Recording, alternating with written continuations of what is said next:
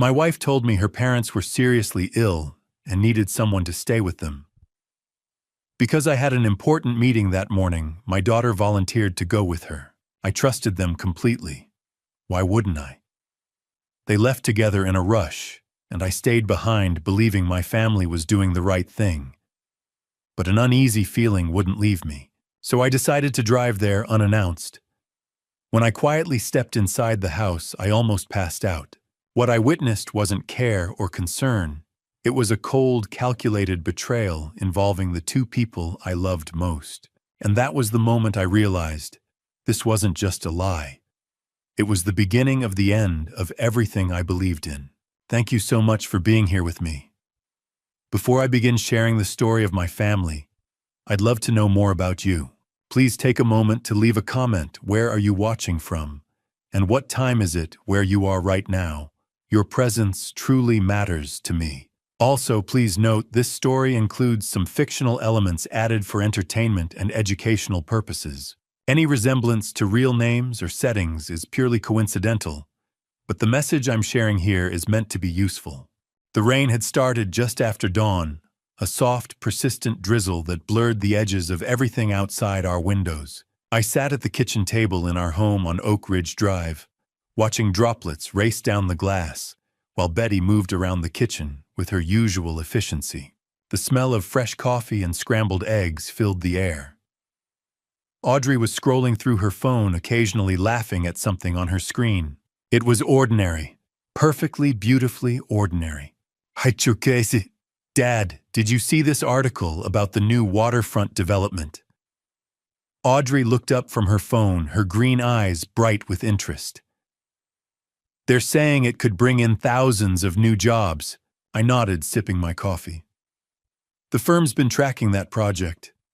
We might bid on the accounting contract. Betty set a plate of toast in front of me, her hand briefly touching my shoulder. You've got that big client meeting today, right? The tech startup. Yeah, Tech Vista. They're looking to expand, need someone to handle their books as they scale up. I glanced at the clock. Meeting's at 11, should be straightforward. Audrey pushed her eggs around her plate. I've got that project deadline at the marketing agency. My boss is being impossible about the timeline, but her words were cut off by the sharp ring of Betty's phone. I watched my wife's face as she answered. Mom, what's wrong?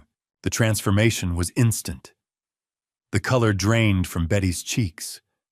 Her hand gripped the edge of the counter knuckles, going white. When did this start? Betty's voice rose with panic. How high is his fever?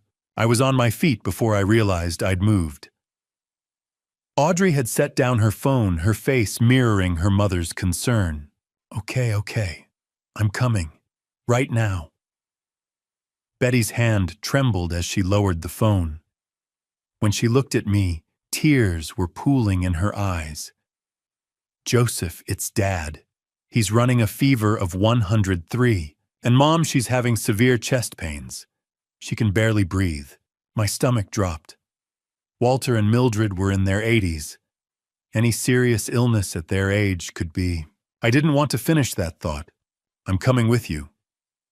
I was already reaching for my keys. No. Betty shook her head firmly. You have that meeting with Tech Vista. It's important for your career. I'll be fine. I'll just drive to Salem, make sure they're okay. Maybe take them to the hospital if needed. Betty, your parents are more important than any meeting. I'll go with Mom. Audrey stood up, already pulling her hair back into a ponytail. Grandma and Grandpa need both of us there. You handle your meeting, Dad. We've got this. I looked at my daughter, my smart, caring, beautiful daughter, and felt a surge of pride. Even in a crisis, she knew what mattered. Family, always family. Are you sure? I looked between them. Betty was already gathering her purse. Her movements quick and efficient, despite the fear in her eyes. We're sure. You've worked so hard for this opportunity, Joseph. We'll call you as soon as we get there and assess the situation. Audrey grabbed her jacket from the back of her chair. Don't worry, Dad. We'll take care of them. I pulled them both into a hug. Betty's perfume, the same lavender scent she'd worn for 30 years, wrapped around me. Audrey squeezed my hand. "She'll call me the moment you get there," I said. "I don't care if I'm in the middle of the meeting, and if they need to go to the hospital, I'm driving straight to Salem. We will." Betty kissed my cheek. "I love you." "Love you too, Dad." Audrey was already heading for the door. I stood in the doorway watching their car pull out of the driveway. Betty's silver sedan disappeared around the corner, taillights blinking red through the rain. The house felt wrong without them. I walked back to the kitchen, poured myself another cup of coffee, and sat down at the empty table. The eggs had gone cold. Audrey's phone charger was still plugged into the wall. Betty's reading glasses sat on the counter next to her half-finished crossword puzzle. I picked up my own phone, scrolled through my calendar. The Tech Vista meeting. A follow-up call with another client at 2. Dinner plans with the Johnsons on Saturday that would need to be canceled if Walter and Mildred's situation was serious. But something felt off. I couldn't explain it. Couldn't point to any specific detail that seemed wrong. Maybe it was the way Betty had grabbed her purse a little too quickly. Maybe it was how Audrey had volunteered to go along a little too eagerly. Maybe it was just the fear talking, the ancient instinct that whispers warnings when the people you love are in danger. I walked into the living room, stood in front of the mantel where our family photos were displayed. Betty and me on our wedding day, both of us impossibly young. Audrey graduating from college, her smile radiant under the mortarboard. The three of us on vacation in Cannon Beach, wind-whipping our hair as we laughed at something I couldn't remember anymore. 24 years of marriage. 24 years of building a life together. A daughter we'd raised with love and care. In-laws who'd welcomed me into their family from the very beginning. Everything I'd ever wanted was in those photos. So why did I feel like I was standing on the edge of something dark and vast? I checked my watch. 10:15. The Tech Vista meeting was in 45 minutes. I should get going, prep my materials, review the proposal one more time. But I couldn't shake the feeling. I pulled up Betty's contact on my phone, hesitated with my thumb over the call button. She'd barely had time to get on the highway. Calling her now would just make me look paranoid, worried over nothing. I set the phone down. Then I picked it up again. This was stupid. They were fine. Betty and Audrey were handling a family emergency, and I was sitting here inventing problems that didn't exist. I made a decision. I walked to the hall closet, grabbed my jacket, and picked up my car keys. I'd stop by the florist on the way, grab some flowers for Mildred. Maybe pick up some medicine at the pharmacy, fever reducers, pain relievers, whatever might help. Then I'd drive to Salem, check on Walter and Mildred myself, make sure everything was under control. The Tech Vista meeting could wait. They'd understand. Family came first. I was pulling out of the driveway 20 minutes later, a bouquet of white lilies on the passenger seat, next to a bag from the pharmacy. The rain had picked up, drumming against the windshield in a steady rhythm. I didn't know it then, but I was driving toward the end. The end of my marriage. The end of my trust. The end of the man I'd been for 56 years.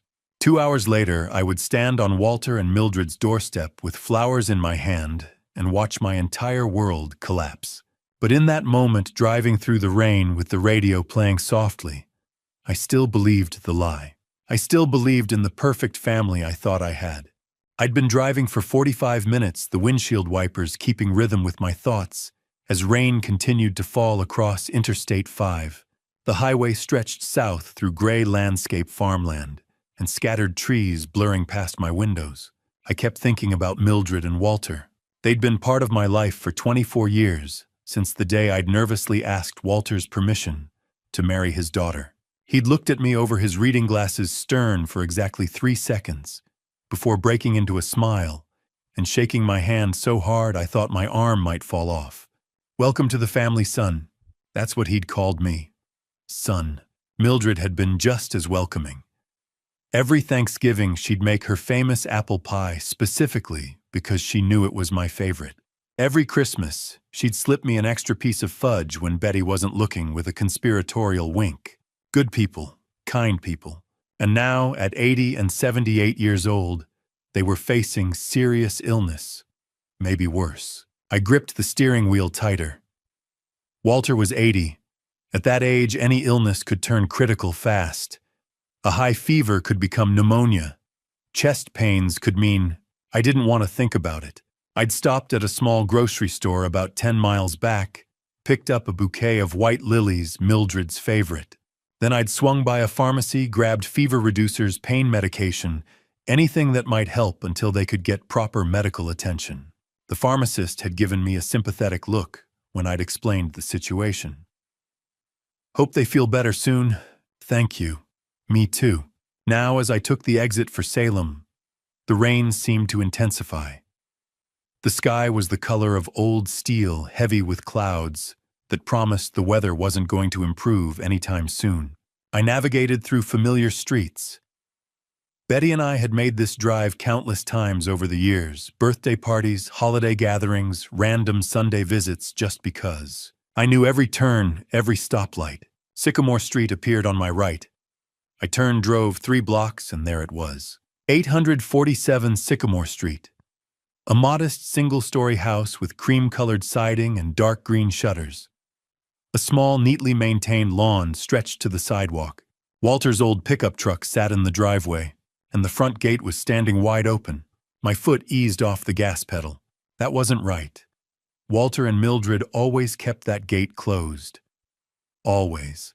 Walter had installed it himself 15 years ago, after a neighbor's dog had gotten into their yard and dug up Mildred's rose bushes. He was religious about keeping it latched, but today it stood open, swinging slightly in the breeze. I pulled past the house and parked about 30 yards down the street next to a large oak tree. Some instinct I couldn't name told me not to park right in front, not to announce my arrival. I sat there for a moment, engine running, wipers still going. Through the rain-streaked windshield, I could see the house clearly. Lights were on inside.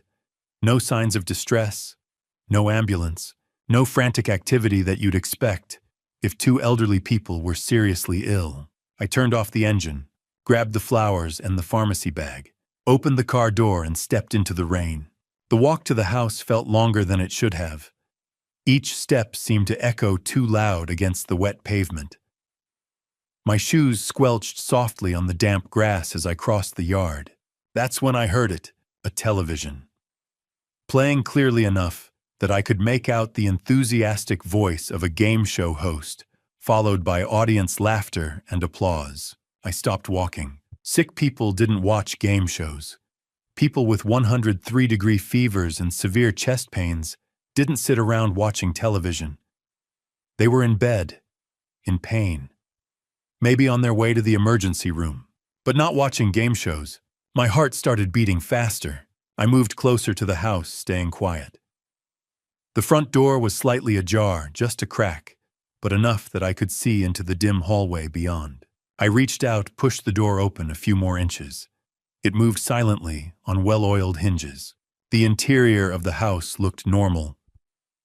Mildred's collection of ceramic figurines lined the shelf in the hallway. Walter's jacket hung on the coat rack. The familiar smell of the house, a mixture of old wood vanilla candles and the faint scent of the lavender sachets Mildred kept everywhere wrapped around me. I stepped inside, moving as quietly as I could, set the flowers and the pharmacy bag down on the small table near the entrance. My hands were shaking slightly, though I couldn't have said exactly why. The television was louder now.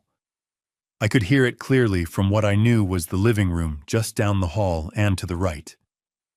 And underneath the TV noise I could hear voices, talking, not moaning in pain, not crying out for help, just talking.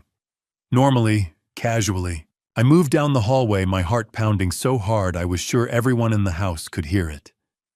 Each footstep felt like thunder even though I was walking on carpet. The living room doorway was ahead of me on the right. The voices were clearer now.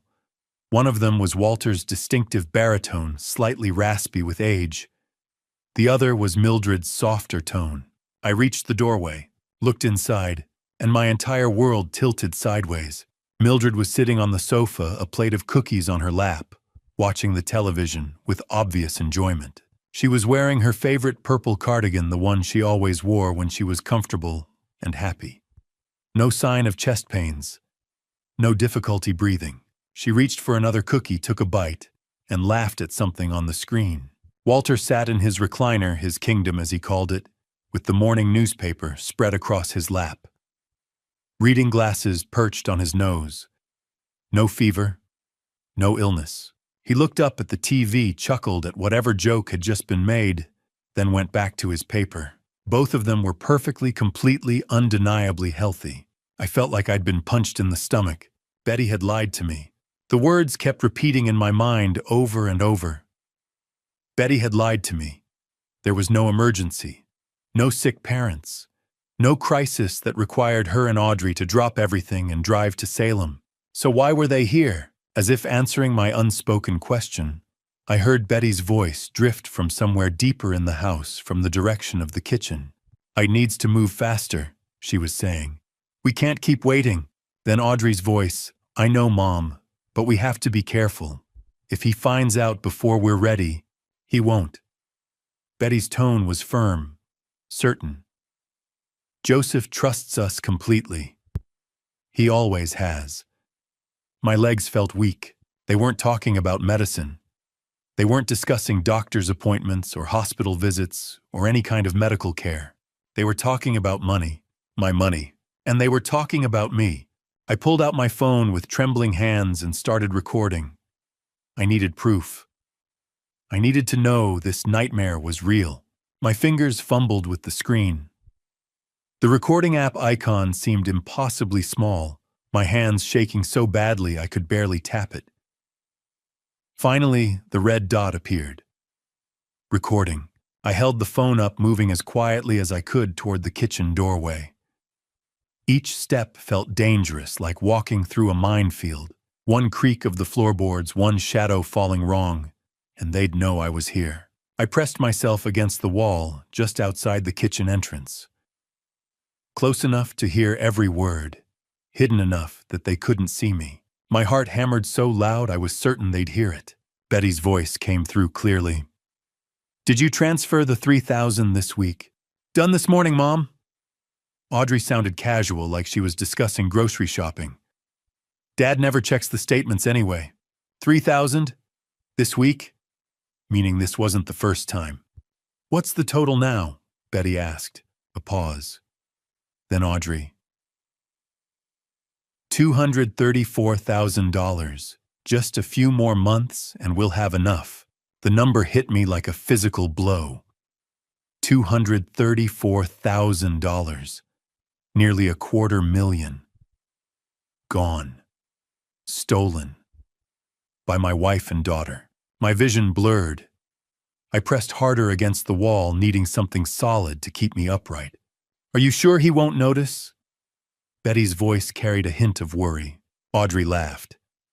Actually laughed.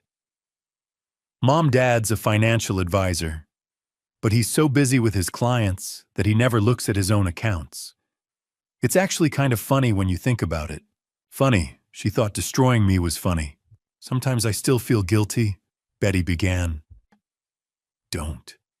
Audrey cut her off, voice turning cold. "He's ignored our emotional needs for years. You deserve this.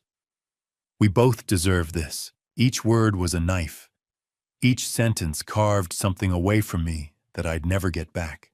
I'd ignored their emotional needs. I thought about every birthday party I'd thrown for Audrey, every dance recital I'd attended, every parent-teacher conference, every late night, helping her with homework, teaching her to drive, being there when she got her heart broken the first time. I thought about Betty. 24 years of marriage. 24 years of working hard to provide for our family, of building a life together, of thinking we were happy. Had I missed something? Had I been blind to their unhappiness? Or was this just the story they'd told themselves to justify what they were doing?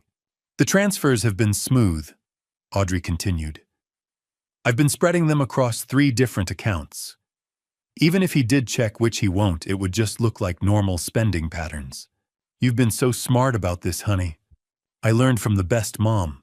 They sounded proud, like they were discussing a successful business venture, not the systematic destruction of my life. My chest felt tight. I couldn't breathe properly. The hallway seemed to tilt, walls closing in. This can't be real. This is my family. I wanted to burst into that kitchen. Wanted to slam my phone down on the table and demand answers. Wanted to see their faces when they realized I knew everything. But something held me back. I needed more than this. I needed to understand the full scope of what they'd done. How long had this been going on? What were they planning to do with the money? Was it just the two of them? Or a male voice from the living room, everything set. I froze. A man. There was a man in this house. A man whose voice I didn't recognize. Almost done, Betty called back.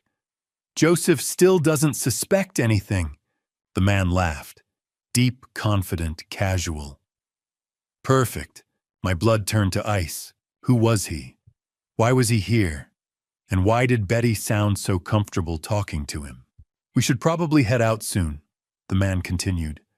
Don't want to risk him actually showing up. He won't, Audrey said.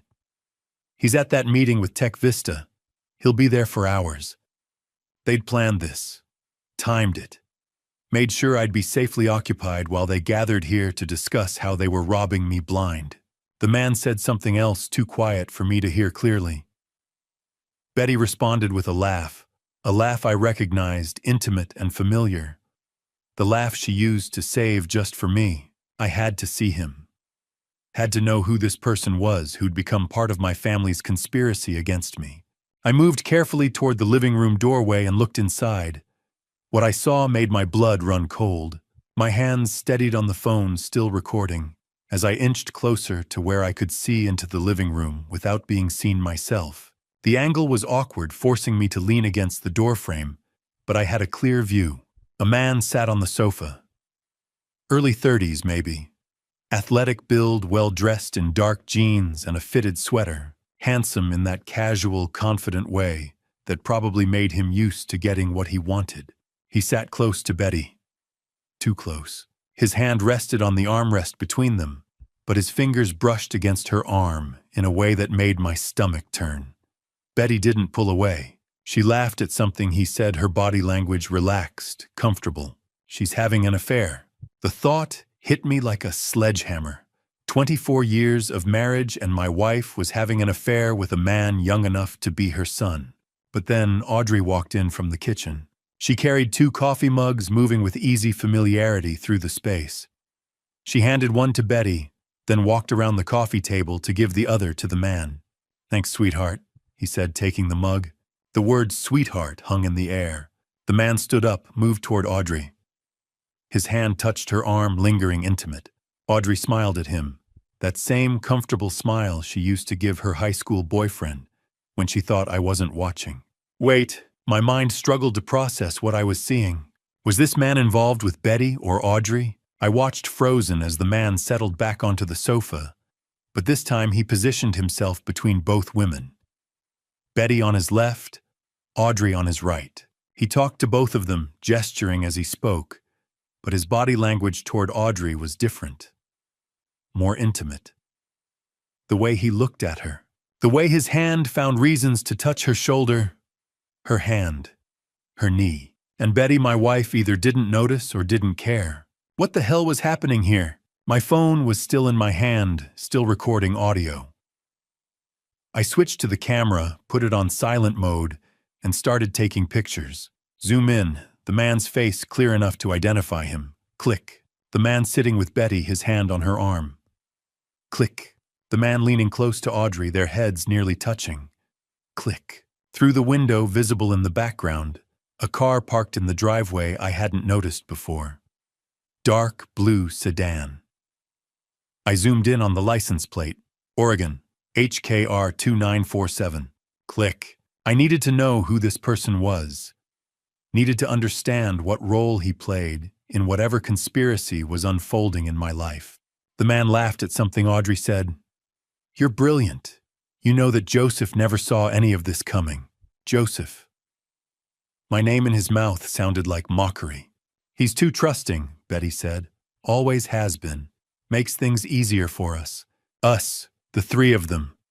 A unit. A team. Working against me. How much longer? The man asked. Few more months, Audrey replied. Then we can make the final move. The final move. What did that mean? I took one more photo, the three of them together. A perfect shot that captured their comfortable conspiracy, then carefully backed away from the doorway. My heart pounded so hard I was sure they'd hear it. Each step backward felt dangerous, like I was diffusing a bomb that could explode if I made one wrong move. I reached the front hallway.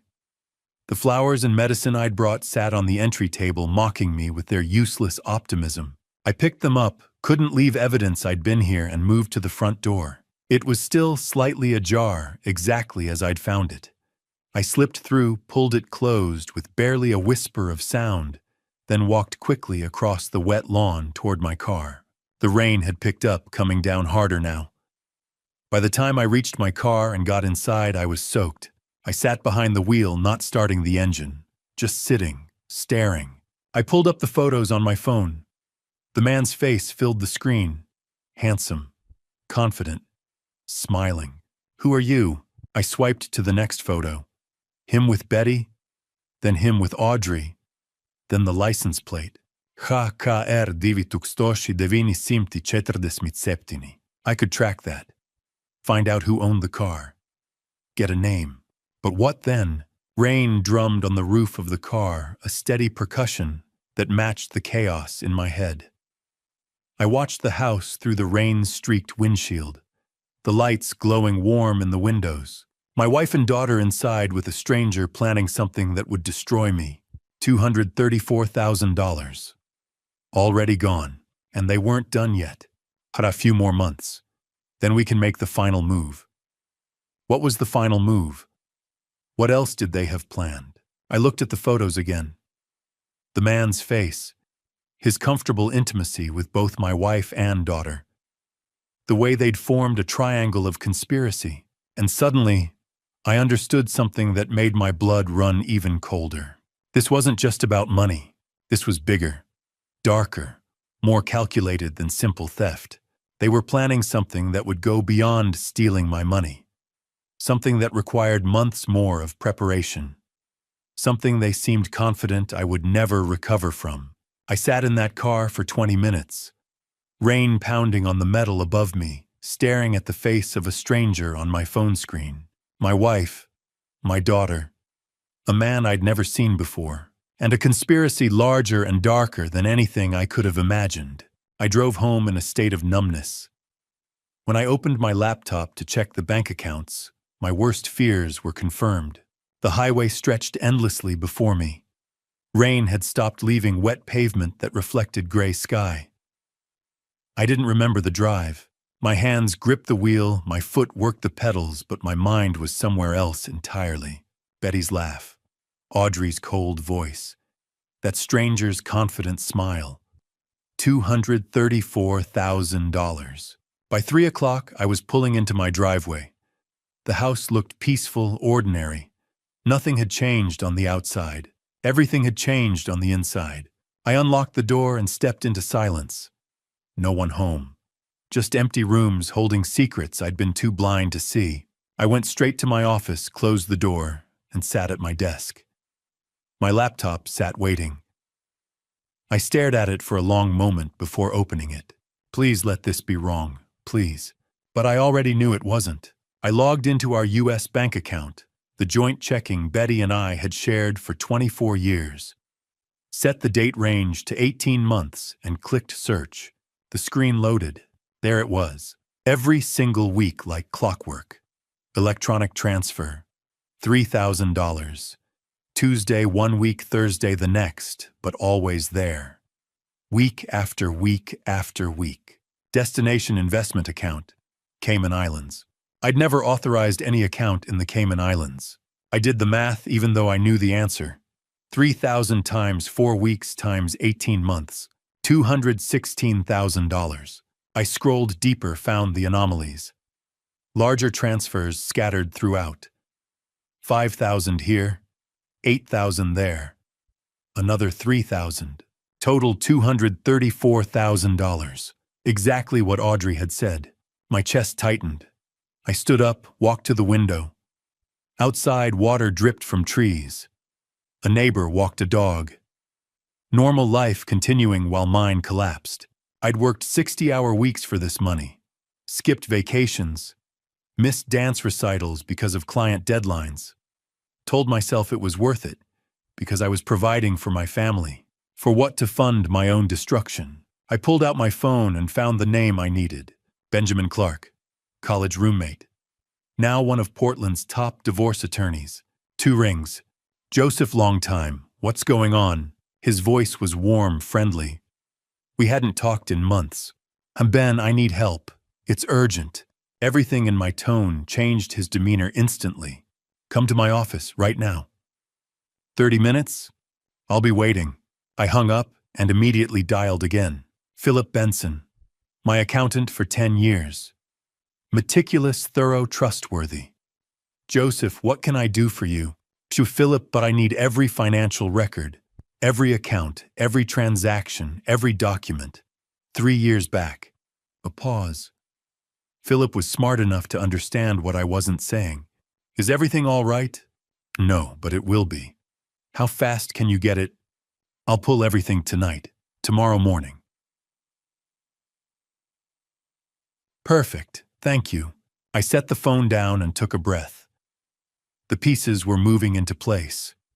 Legal representation, financial documentation, evidence.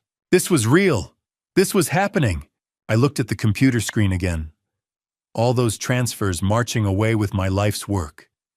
Each one represented hours away from home. Clients I'd helped. Trust I'd built. Trust. I'd built a career helping people protect their money. And I'd been too busy to notice my own family stealing mine. But Dad's so busy with his clients that he never looks at his own accounts. Audrey had been right. She'd studied me, understood my blind spots, and exploited them perfectly. My phone buzzed. Betty, a text message. How did your meeting go? Hope it went well. Love you. Love you. I stared at those words until they meant nothing. Then the phone rang. Betty calling. Her contact photo smiled up at me last summer at Cannon Beach sunset behind us, her telling me how lucky she felt. She couldn't know I knew. Not yet. Not until everything was in place. The phone rang. Once, twice, 3 times. My finger hovered over the answer button, but I couldn't. Not yet. Not before I understood everything. Not before I had a plan. I let it go to voicemail. Guilt twisted inside me. 24 years of being the husband who always answered, who was always there. But that husband had been a fool.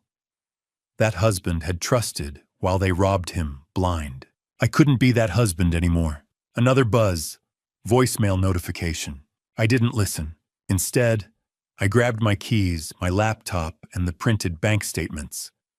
30 minutes to Benjamin's office. I needed to move. As I locked the front door, my phone buzzed again. Betty. Everything okay? You didn't answer. I typed back with steady hands. Sorry, in the car. Meeting ran late, heading to another client. Talk tonight. Love you. The lie came easier than expected. I got in my car and drove toward downtown Portland, toward Benjamin's office, toward whatever came next. Behind me, the house stood empty, holding secrets I'd been too blind to see. But I wasn't blind anymore. Benjamin listened to the recording in absolute silence. When it ended, he looked at me with a mix of pity and cold fury. His office occupied the 20th floor of a downtown Portland high-rise.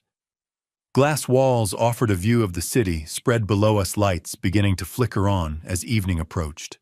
Modern furniture, law books lining one wall, and a desk that probably cost more than most people's cars. I'd driven here in a daze, the recording burning in my phone like evidence of a crime I still couldn't fully accept was real. Benjamin had cleared his schedule like he'd promised. Now he sat across from me, his expression growing darker with every word from the recording. Betty's voice. Did you transfer the 3,000 this week? Audrey's reply. Done this morning, Mom. 5 minutes of my family casually discussing how they'd stolen from me.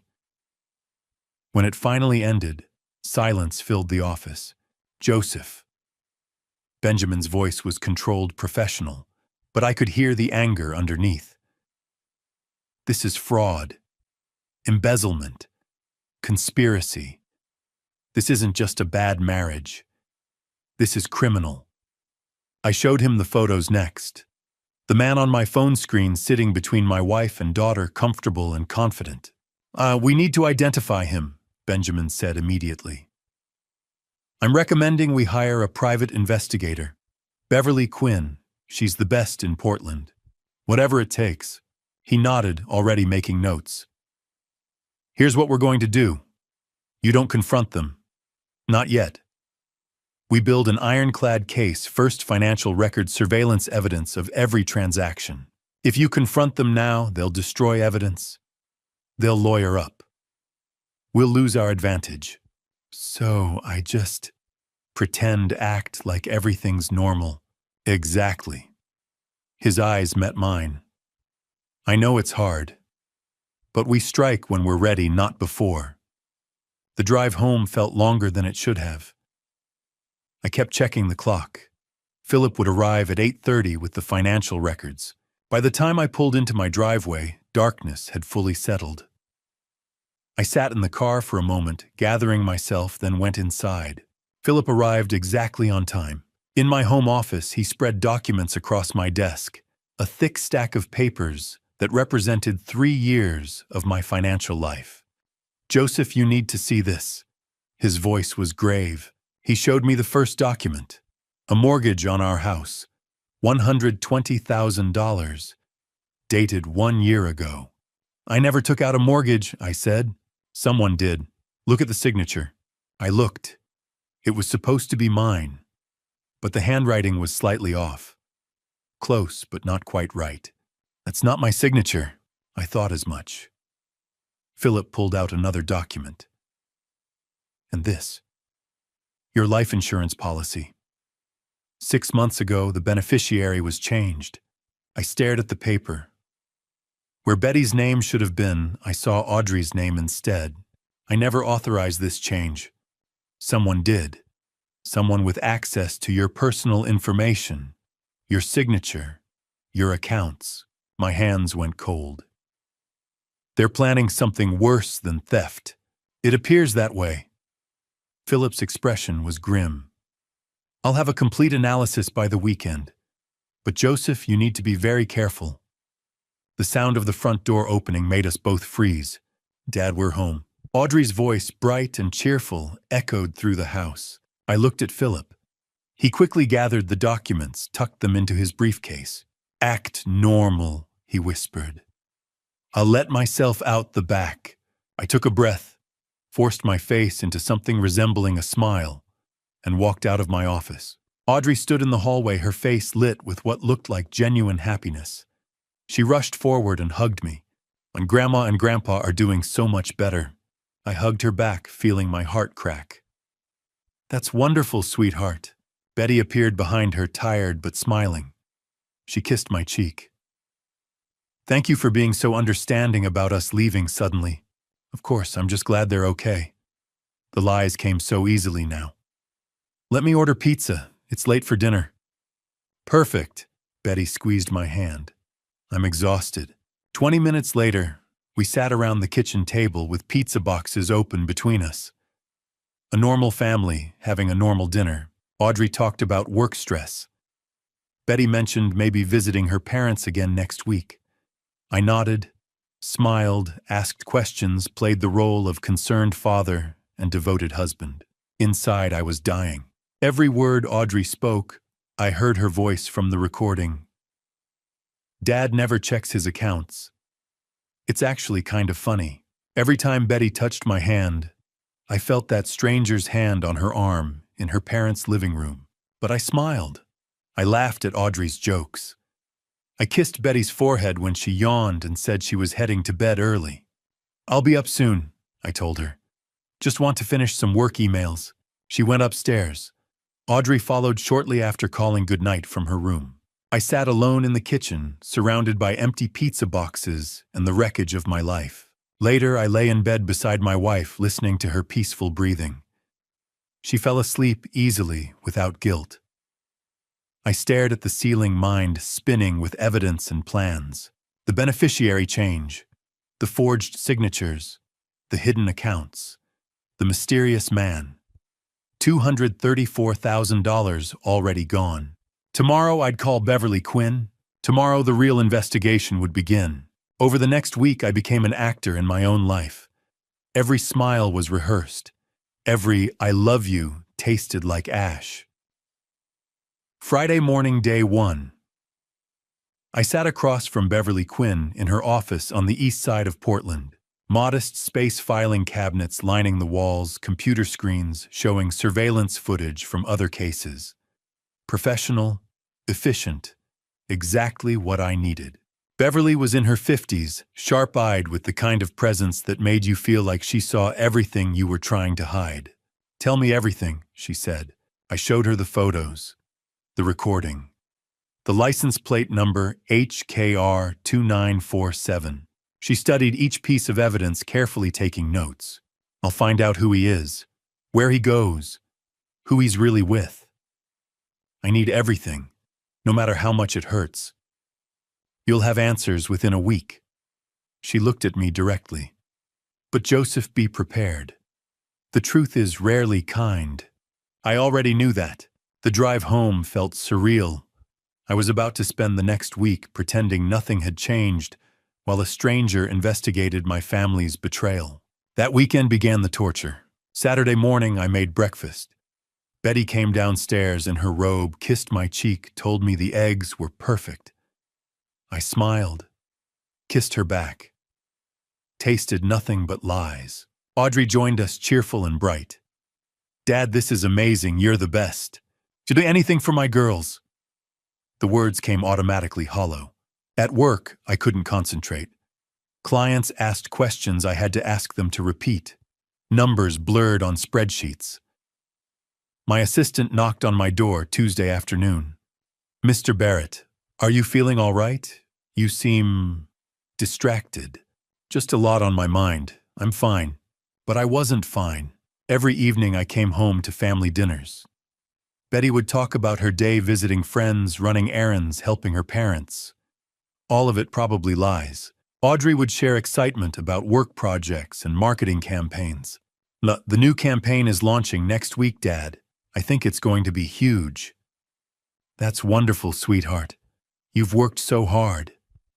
I wanted to scream, wanted to flip the table and demand the truth. Instead, I smiled and asked follow-up questions like a good father. Betty noticed something was wrong by Wednesday. "Honey, you look exhausted. Is everything okay?"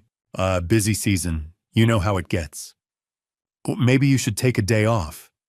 "I will soon." Another lie to add to the pile. The nights were worst. Lying next to Betty in the dark, listening to her peaceful breathing while my mind spun with evidence and questions. She slept easily without guilt. I stared at the ceiling until dawn. Thursday night I broke down in my home office, sat alone in the dark, head in my hands. 24 years of marriage. A daughter I'd raised from birth. Had any of it been real? My phone rang. Beverly. On Joseph, I've identified him. Evan Cross, 32 years old, personal trainer at Equinox Gym in the Pearl District. Lives in a luxury apartment nearby. My hands went cold. Is he with my wife? I'm still confirming details. Give me more time. 2 days later, day 5, she called again. "Joseph, I've been following Evan for 5 days now. And he meets with Audrey every single day. Coffee shops, his apartment, restaurants, they're clearly involved." I felt sick. "What about Betty?" "He's met with Betty twice. Both times Audrey was present, but the body language..." Beverly paused. "He's not with Betty, Joseph. The intimacy, the way he looks at her, touches her, that's all directed at Audrey." The words took a moment to land. "You're saying, Evan is your daughter's boyfriend, not your wife's. I sat down heavily. The room tilted. Audrey was the mastermind, not Betty. My daughter, my little girl, was manipulating her own mother, using her. And Betty either didn't see it or didn't care. I remembered the life insurance documents, the beneficiary change, Audrey's name replacing Betty's. She's planning something, I said quietly. Something worse than theft. Joseph, there's more. My grip tightened on the phone. What? I've been monitoring online activity. Audrey's been searching for information about substances that don't leave traces. And I checked your car's maintenance records. Someone tampered with your brake system 3 weeks ago. The world stopped. What are you saying? Beverly's voice was steady but grave. I'm saying your daughter may be planning to harm you. 3 days passed in uneasy silence. I still went through the motions, work, home, family dinners, but I watched Audrey carefully. Then, on day 10, someone tried to end my life. Wednesday afternoon, 5:45. I left my office building and walked to the parking garage, briefcase in hand, mind occupied with client files and Beverly's latest report. The rain had started again, Portland's constant companion. I got in my car, started the engine, and merged onto Interstate 5 southbound toward home. Traffic was moderate, rush hour but not terrible. Rain made the pavement slick, headlights reflecting off wet asphalt. I stayed in the middle lane, cruise control set to 65. 15 minutes into the drive, the car ahead of me braked suddenly. I pressed the brake pedal. Nothing happened. The pedal went straight to the floor. No resistance. No slowing. My car kept rolling forward, momentum carrying me toward the stopped vehicle ahead. No, no, no, no! I pumped the brake. Nothing. Pressed harder. The pedal hit the floor with each push, useless. Ahead of me, concrete barriers. Behind me, cars approaching fast. To my left, a semi-truck barreling down the highway. I yanked the wheel hard right.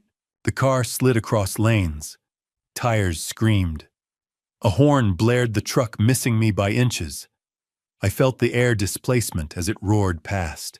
More horns, shouting. My car skidding sideways across 2 lanes. I pulled the emergency brake, grabbed it hard and held on. The car shuddered, fishtailed, but finally began to slow. I guided it to the shoulder, fighting for control. Gravel crunched under tires. The car lurched, bounced, and came to a stop. I sat there, hands locked on the wheel, heart hammering so hard I thought my ribs would crack. Vision blurred at the edges. Cars rushed past. Some honked. Most ignored me. A knock on my window made me jump. "Sir, you okay?" A man in a rain jacket, concerned face pressed against the glass. I nodded. Couldn't speak. Rolled down the window. "You all right? That was close." "Brakes failed." My voice sounded distant. Need a tow truck. You want me to call someone?" "I've got it, thank you." He hesitated, then walked back to his car. I pulled out my phone with shaking hands and called for a tow. 30 minutes later, my car was being loaded onto a flatbed. The driver recommended a repair shop nearby. I rode with him, still trembling. At the shop, a mechanic crawled under my car while I waited in the office, drinking terrible coffee and trying to stop my hands from shaking. 20 minutes passed. The mechanic emerged, wiping his hands on a rag. His expression was grave. "Mr. Barrett, your brake lines were cut. Deliberately." The coffee cup stopped halfway to my mouth. "What?" "Someone tampered with your vehicle. Look." He pulled up photos on his phone. "These are clean cuts, not wear and tear. Someone wanted your brakes to fail." I stared at the images. Clean slices through the brake lines. Precise. Intentional. "This is sabotage, sir. You need to report this to police." I called from the shop. An officer arrived within the hour, took my statement, photographed the brake lines, and filed a report. "Do you have any idea who might have done this?" he asked, pen poised over his notepad. I thought about Audrey, about Beverly's discoveries, about brake tampering 3 weeks ago that had finally manifested today. "No, I lied." "Any security cameras at your home?" "No." I realized how vulnerable I was. No cameras, no protection, living with someone who wanted me dead. Oh, be careful, Mr. Barrett. Whoever did this, they meant for you to have an accident. He gave me a case number and left. By 8:30, I was in an Uber heading home. My car would be in the shop for days. I'd have to rent something tomorrow. I walked through the front door to find Betty and Audrey on the couch watching television. Audrey jumped up immediately. "Dad, we heard about the car. Are you okay?" She rushed over and hugged me tight. I stood rigid, studying her face over her shoulder. Was that genuine concern? Or was she disappointed I was still alive? "What happened?" Betty stood face worried. "Brake failure. I'm fine, just shaken up." "Oh my God, Joseph." Betty's hand flew to her mouth. "You could have been killed." "Dad, that's terrifying." Audrey pulled back, looking up at me with wide eyes. "You could have died." I met her gaze directly. "I know, sweetheart." Behind those concerned eyes, what was she really thinking? Had she hoped I wouldn't come home tonight? Had she been waiting for a phone call from the police telling her I was dead? "I'm just glad you're safe." Betty hugged me. "That's all that matters." I returned the hug mechanically. Safe. I wasn't safe. Not in this house. Not with these people. We ate a late dinner. They fussed over me, asked questions, expressed relief and concern in all the right places. I watched Audrey carefully. Every expression, every word, searching for cracks in the performance. But she was good, very good. That night, I lay in bed staring at the ceiling. Betty slept peacefully beside me. The house settled around us, creaking boards, groaning pipes, the hum of the refrigerator downstairs. Every sound made me flinch. Somewhere in this house, the person who'd tried to kill me was sleeping soundly. At 2 a.m, I couldn't take it anymore. I grabbed my phone and went to the bathroom, closed the door, and called Beverly. She answered on the second ring. "Joseph, we need to move faster," I whispered. Before she tries again, 3 days after the brake incident, Beverly called with information that made everything clearer and infinitely darker. Saturday morning. Day 13 since I'd discovered the truth. I sat across from Beverly in a quiet coffee shop on the east side, away from anyone who might recognize me. She slid a thick folder across the table. "Evan Cross, here's what I found." I opened it. The first page showed his driver's license photo. That confident smile. Those eyes that had looked at my daughter with calculated interest. 32 years old. Personal trainer at Equinox in the Pearl District. Annual salary approximately $45,000. Rents an apartment for $2,800 a month. I did the math quickly. That's most of his income just on rent. Exactly. Beverly pulled out more photos. But look at what he drives. A Mercedes. Dark blue, the same one I'd photographed outside Walter and Mildred's house. I looked up the model later, $65,000. And his clothes. More photos, designer labels, expensive watches. This isn't a $45,000 lifestyle, Joseph. Where's the money coming from? Which from Audrey, from your accounts. She showed me surveillance photos next. Evan and Audrey outside a restaurant, his arm around her waist. Evan and Audrey entering his apartment building, her hand in his. A kiss on a street corner that made my stomach turn. Then photos of Evan with Betty. Coffee shops, casual conversations. But the body language was completely different. Professional, distant, no touching. And Audrey thinks Evan loves her. Betty thinks the same thing. But Evan only loves money. The words settled over me like ice. Monday afternoon, my phone rang. "Philip." "Joseph, sit down." I was already sitting at my desk, but his tone made me brace myself. "I've completed the full analysis. What I found..." He paused. "It's worse than we thought." "Tell me." 8 months ago, there was a $50,000 transfer from your investment account. The memo line says, "Investment, Evans Gym Startup." "What gym?" Not exactly. There is no gym, no business registration, no LLC formation, nothing. The money went directly into Evan's personal account. $50,000. Gone. For a business that never existed. Hadi, the mortgage on your house, the $120,000 one, I traced where the money went. Offshore accounts in the Cayman Islands. The signature is yours, but it's not, it's forged. I suspected as much. And Joseph, there's one more thing. Your life insurance policy. I already knew where this was going, but I let him continue. $1 million.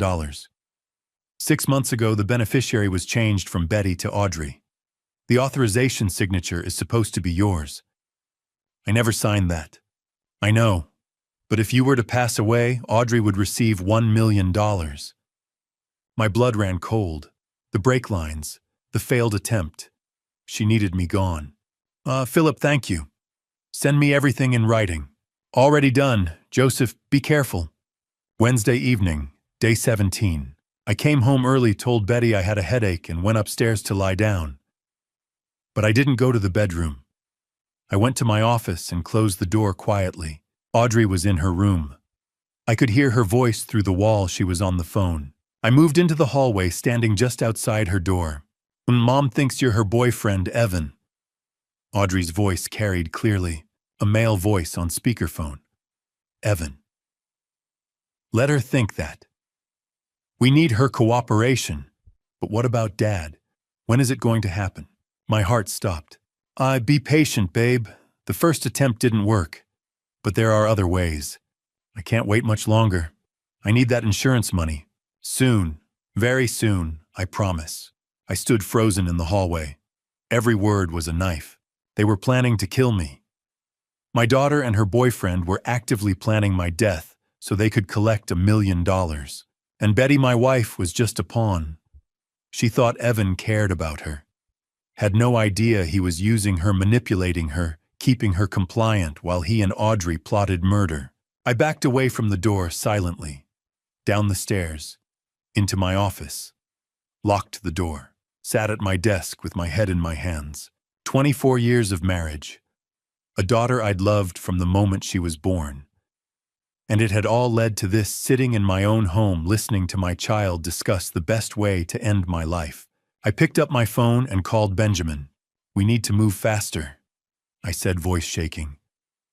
They're planning a second attempt. This time they might succeed. Benjamin's response was cold, controlled. Then we strike first. Tomorrow we accelerate everything. 2 days after overhearing Audrey's phone call on a quiet Sunday morning, the second attempt came. It was more direct, and it almost succeeded. Sunday, 9 in the morning. I sat in the living room with the newspaper spread across my lap, trying to maintain the appearance of normalcy even though every nerve in my body was on alert. Footsteps on the stairs. Audrey came down, already dressed, her face bright with a smile. Good morning, Dad. Want some coffee? I'm making your favorite. I looked up from the paper. My favorite. Caramel latte with an extra shot of espresso. She only made that on special occasions. That would be great, sweetheart. She disappeared into the kitchen. I heard the espresso machine hissing the clink of mugs. 10 minutes later, she returned carrying a large ceramic cup. Extra shot, just how you like it. She set it on the coffee table in front of me with a smile that looked completely genuine. Thank you, Audrey. She settled onto the couch beside me, picking up her phone but not really looking at it. Watching me instead in her peripheral vision. I wrapped my hands around the warm cup. Steam rose from the surface. It smelled perfect, rich coffee, sweet caramel, exactly the way I'd always liked it. Is this it? Is this the moment? But I couldn't show fear. Couldn't let her know I suspected anything. I took a sip. It tasted normal. Sweet, strong, exactly right. I took another sip, then another. Over the next 20 minutes, I drank half the cup while reading the sports section and occasionally commenting on articles to Audrey. She responded appropriately, laughed at the right moments, asked questions. The perfect daughter, spending a quiet Sunday morning with her father. 9:45. The room tilted. I gripped the armrest of the chair. The newspaper slid from my lap. Dead. Audrey's voice sounded distant. "You okay?" My heart was racing, pounding so hard I could hear it in my ears. The room spun like I was on a carnival ride. "I don't feel right." I tried to stand. My legs buckled. I went down hard, hitting the floor with my shoulder. The impact barely registered through the chaos in my head. Couldn't breathe. My chest was tight, constricting, vision blurring at the edges. "Dead Mom." Betty's footsteps thundered down the stairs. "Conniv thee, Joseph." I tried to respond, but couldn't form words. The ceiling swam above me. Audrey's face appeared hovering over mine, her expression perfectly crafted concern. "Call 911. Her voice sharp, panicked. "Mom, call them now." Betty's voice from somewhere far away. My husband collapsed. He's barely breathing. The world faded in and out. Darkness creeping in from the sides. My last coherent thought. She did this. She put something in the coffee, then nothing. Fluorescent lights, beeping machines, the antiseptic smell of hospital. I opened my eyes slowly. White ceiling tiles, an IV in my arm. A doctor stood beside the bed, checking a chart. He noticed I was awake. Mr. Barrett, you're at Providence Portland Medical Center. You had a severe reaction. Your wife brought you in." "What happened?" "We found extremely high levels of sedatives in your system, enough to cause respiratory failure." "How much did you take this morning?" My mind raced through the fog. I needed to be careful. Couldn't reveal the truth yet. Not until everything was ready. I must have taken my sleep medication by mistake. Thought it was my vitamins. The doctor's expression was skeptical.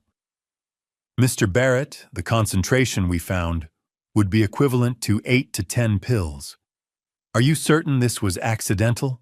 "I've been under a lot of stress. Work. I probably wasn't paying attention." He studied me for a long moment. "We'll need to keep you overnight for observation." After he left, Betty and Audrey were allowed in. Betty rushed to the bedside, tears streaming. "Joseph, you scared us to death." Audrey took my hand, squeezing it gently. Her fingers felt cold. "Dad, you have to be more careful with your medications." I looked into her eyes, saw perfect concern, perfect worry, a flawless performance. "I will, sweetheart, I promise." She held my hand for another moment, then let go. As she turned away, I could swear I saw something else flicker across her face. Disappointment, frustration. She'd expected me to die today. That night, after Betty and Audrey had gone home, after the nurses had checked on me one final time, I locked myself in the hospital bathroom with my phone. My hands shook as I dialed Beverly's number. "She tried again," I whispered. "Something in the coffee. Sedatives." I almost didn't make it. Beverly's voice came through cold as steel. "Joseph, we end this now. I'm arranging 24-hour protection, and we need 1 week to prepare everything perfectly. Next Sunday. We'll end this next Sunday." Benjamin called it the end game. I called it justice. Either way, we had 1 week to prepare for the moment that would change everything. Wednesday morning. Day 23. I sat in Benjamin's conference room, surrounded by evidence of my family's betrayal. Benjamin, Beverly, and Philip were all present. The table between us was covered with documents, photos, and printed transcripts. Let's review what we have. Benjamin organized the materials into neat stacks. First, the audio recordings. 5 minutes of Betty and Audrey casually discussing how they'd stolen from me. Their voices clear and damning. Next, Beverly's surveillance photos. Evan with Audrey kissing, holding hands, entering his apartment. Evan with Betty coffee conversation, careful distance. Then Philip's financial analysis. He'd compiled everything into a single report. $234,000 stolen through wire transfers over 18 months. $120,000 taken through a forged mortgage on your house. $50,000 sent to a fake gym investment that never existed. He looked up at me. Total $404,000. The number sat heavy in the air. The life insurance policy change. Philip continued. $1 million. Beneficiary switched from Betty to Audrey 6 months ago. Your signature forged. Beverly added her findings. Brake sabotage. We have the mechanics report showing deliberate tampering, and the hospital records from the sedative overdose. Benjamin tapped the table. This is enough for criminal prosecution. Fraud, embezzlement, conspiracy to cause harm. The evidence is overwhelming. What about Evan? I asked. Beverly's expression shifted slightly. I'm still digging. There's something bigger here. Give me 2 more days. We don't have 2 days. Sunday is... I know. She met my eyes. And you'll have everything you need by then. I promise. Security was the next discussion. I've arranged 24-hour protection, Beverly said. Derek, former military. He'll pose as a new neighbor. Armed, trained, and watching your house constantly. I nodded. The attempts on my life had escalated. I couldn't take chances anymore. My daily routine had changed dramatically. I no longer ate anything Betty or Audrey prepared. Every meal came from restaurants, sealed containers I opened myself. I locked my bedroom door at night, checked my car thoroughly every morning before starting it. Betty had noticed Tuesday evening. Honey, you're acting strange. Is everything okay? I'd forced a smile. Just work stress. Big account about to close. She'd seemed to accept that, but I'd seen the concern in her eyes. Or maybe suspicion. I couldn't tell anymore. Friday evening, day 26. We sat around the dinner table, Betty, Audrey, and me eating takeout Chinese food. I set down my chopsticks and spoke casually. Let's do a family dinner Sunday night, here at home. Betty looked up, surprised but pleased. That sounds wonderful. What's the occasion? An important announcement about our future. Audrey's eyes narrowed slightly.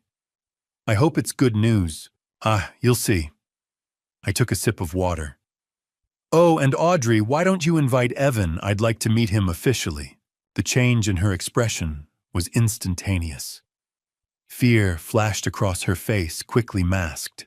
Evan, why? Your mother's mentioned how helpful he's been. With her parents' health issues, I'd like to thank him properly. Betty looked confused, but didn't object. She still believed Evan was somehow connected to her helping her family. Audrey's voice was careful. I'll ask him.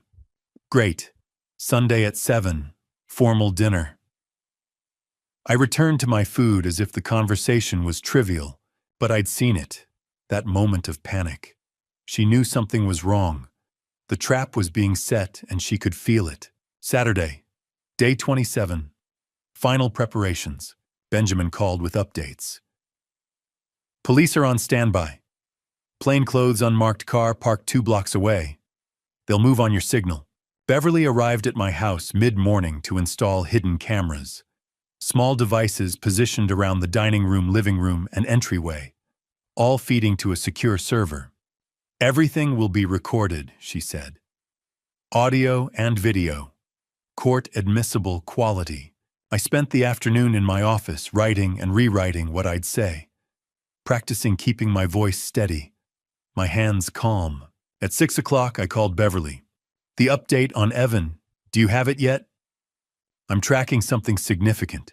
You'll have it tomorrow morning. Joseph, it's bigger than we thought. This information, it's going to change everything. How so? Let's just say that even Audrey is going to realize she's been deceived. Sunday morning arrived with clear, cold skies. I stood in the kitchen at dawn, watching the sun rise over Portland's skyline. The city woke slowly, lights flickering on in apartments, early traffic beginning to move. By sunset, everything would be different. My family would be shattered. The truth would be exposed. And somewhere across this city, Beverly was preparing the final piece of evidence, a secret about Evan Cross that would prove even my daughter had been a pawn in a larger game. I poured myself coffee my own made with my own hands in my own kitchen and waited for the day to begin. Sunday evening, 6 o'clock sharp. The dinner to end everything was about to begin. 4 in the afternoon, I'd started setting the dining room table. Fine china we only used for special occasions. White tablecloth, candles in silver holders. Everything arranged with precision. Betty was in the kitchen, the smell of roasting chicken filling the house. "Joseph, this looks beautiful," she called out. "What's this important announcement you mentioned?" "You'll hear soon enough. 5 o'clock. Audrey came downstairs, dressed carefully, black dress, pearl earrings, makeup done perfectly. But her hands kept reaching for her phone, checking it, setting it down, checking it again. "Is Evan coming?" I asked casually. "He'll be here at 6. Good. At 5:45 my phone buzzed. Text from Benjamin. Cameras live. Police ready. Good luck." I took a deep breath. 5:55, the doorbell rang. Audrey practically ran to answer it. I stayed in the living room listening. "Hey, babe." Evan's voice. A kiss. "You look amazing." They entered together. Evan wore a button-down shirt and dress pants, his appearance polished and confident. Exactly the kind of man who could charm his way into people's trust. I stood extending my hand. "You must be Evan. I'm Joseph." His handshake was firm, his smile easy. "Great to finally meet you, sir. I've heard so much about you." I studied him. Younger than I'd expected, early 30s, like Beverly had said. Handsome. The kind of charismatic presence that made you want to believe whatever he said. "Evan." Betty emerged from the kitchen, wiping her hands on a towel. "So glad you could make it." She moved to hug him. Evan returned the embrace politely, but I saw it his body oriented toward Audrey even while Betty's arms were around him. A subtle shift, a tell. Betty didn't notice. I noticed everything. "Should we sit?" Betty gestured toward the dining room. "Dinner's almost ready." But I wanted a few more minutes. Wanted to watch them interact in this space where they thought they were safe. "Let's chat first," I said. "Evan, can I get you something to drink?" "Water's fine, thanks." We settled in the living room. Betty returned to the kitchen. Audrey sat on the couch, Evan beside her. Close but not touching, playing their roles. "Beautiful home, Mr. Barrett." "Thank you, result of 20 years of work." "Audrey mentioned you're a financial advisor." That's right." I met his eyes directly. "I help people protect their assets. Make sure no one takes advantage of them." Something flickered across his face. Brief. Quickly masked, Audrey stood abruptly. "Dad, should we move to the dining room? Mom's probably ready." "Of course." The dining room table looked perfect. Candlelight cast warm shadows. The chicken sat golden brown on a serving platter surrounded by roasted potatoes and vegetables. I took my place at the head of the table. Betty sat to my right, Audrey to my left, Evan beside her. Betty brought out the food, serving each of us with practiced efficiency. Audrey's hands trembled slightly as she accepted her plate. This looks wonderful, honey," I said to Betty. "No, thank you." She sat down, smoothing her napkin across her lap. "Should we say grace?" "Of course." We joined hands. My right hand held Betty's. My left held Audrey's. Both of them had betrayed me. Both of them had plotted against me. And here we sat, holding hands like a family. "Lord, thank you for this food and for this family. Amen." "Amen," and we echoed. I released their hands and picked up my fork. The silence was thick, heavy. No one seemed to know how to break it. Betty tried. "So, Evan, how did you and Audrey meet?" "At the gym where I work. Actually," I interrupted, setting my fork down carefully. The sound of metal on china rang clear in the quiet room. Everyone looked at me. Betty's expression was confused. Audrey's smile had frozen on her face. Evan's hand stopped halfway to his mouth, fork suspended in air. I looked at each of them. my wife, my daughter, the man who'd helped destroy my life. They were still performing, still pretending. But the performance was over. Before we continue, I said, voice calm and controlled, there's something we need to discuss. Betty set down her wine glass. Joseph, what's going on? Audrey's face had gone pale. Evan lowered his fork, slowly, eyes locked on mine. We need to talk about the $234,000 that's been stolen from me. The words hung in the air like thunder. $234,000. Silence descended over the dining table. Betty's fork clattered onto her plate. What, Joseph, what are you talking about? I kept my voice calm, cold. Weekly wire transfers, $3,000, every week for 18 months, to an offshore account in the Cayman Islands. Dad, I didn't, Audrey started. Don't lie anymore, Audrey, not now. Betty's face had gone white. There must be some mistake. No mistake. I reached beside my chair where I'd hidden a folder earlier. I have every transaction documented. I opened it, spreading bank statements across the table. Each transfer was highlighted in yellow. Dates, amounts, destinations. All of it there in black and white. I pushed the folder toward Betty. She looked down at the pages. Her hand trembled as she touched the paper. I can explain. I don't want explanations. I want the truth. Betty's mouth opened, closed. No words came. I pulled out my phone. Let me play something for everyone. Joseph, don't. Betty's voice broke. I pressed play. Betty's voice came through the phone's speaker, clear and unmistakable. Did you transfer the $3,000 this week? Audrey's reply. Done this morning, Mom. Dad never checks the statements anyway. What's the total now? $234,000. The recording continued.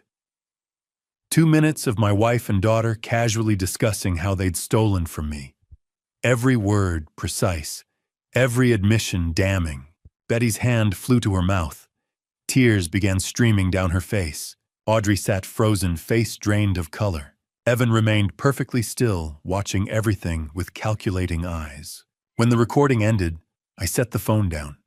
Recorded 3 weeks ago, at your parents' house in Salem. Betty looked up at me, eyes wide with shock. You were there. Your parents weren't sick, Betty. Never were. You lied so you could meet with Audrey and plan this. I kept my voice level. I heard everything. I saw everything. Joseph, I'm so sorry. Betty's voice shook. Sorry for what? For stealing from me or for getting caught. She flinched like I'd slapped her. I was lonely. The words burst out of her. You were never home, always working, always with clients. So you stole from me. That's your justification. Audrey said we deserved it, that you wouldn't even notice the money was gone. I turned to Audrey. You said that. My daughter's mouth opened, but no sound came out. Dad, let me explain. I've heard enough lies. I pulled out more documents. House mortgage, $120,000, taken out a year ago. I slid the paper toward Betty. Look at the signature. She looked.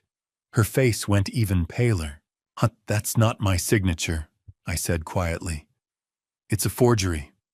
Someone used my name to take out a loan against our house. I added another document to the pile.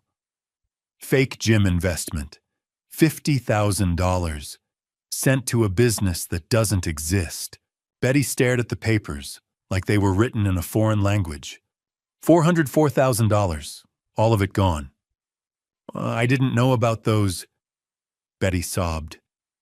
Joseph, I swear I only knew about the weekly transfers, but you knew enough. My voice was ice. You knew you were stealing from me. You knew you were lying to me every single day. She buried her face in her hands, shoulders shaking. Audrey sat rigid in her chair, not moving, barely breathing. And Evan watched it all unfold, with the detachment of someone watching a play. I let the silence stretch, let them sit with what they'd done. Then I spoke again. But that's not even the worst part, Betty.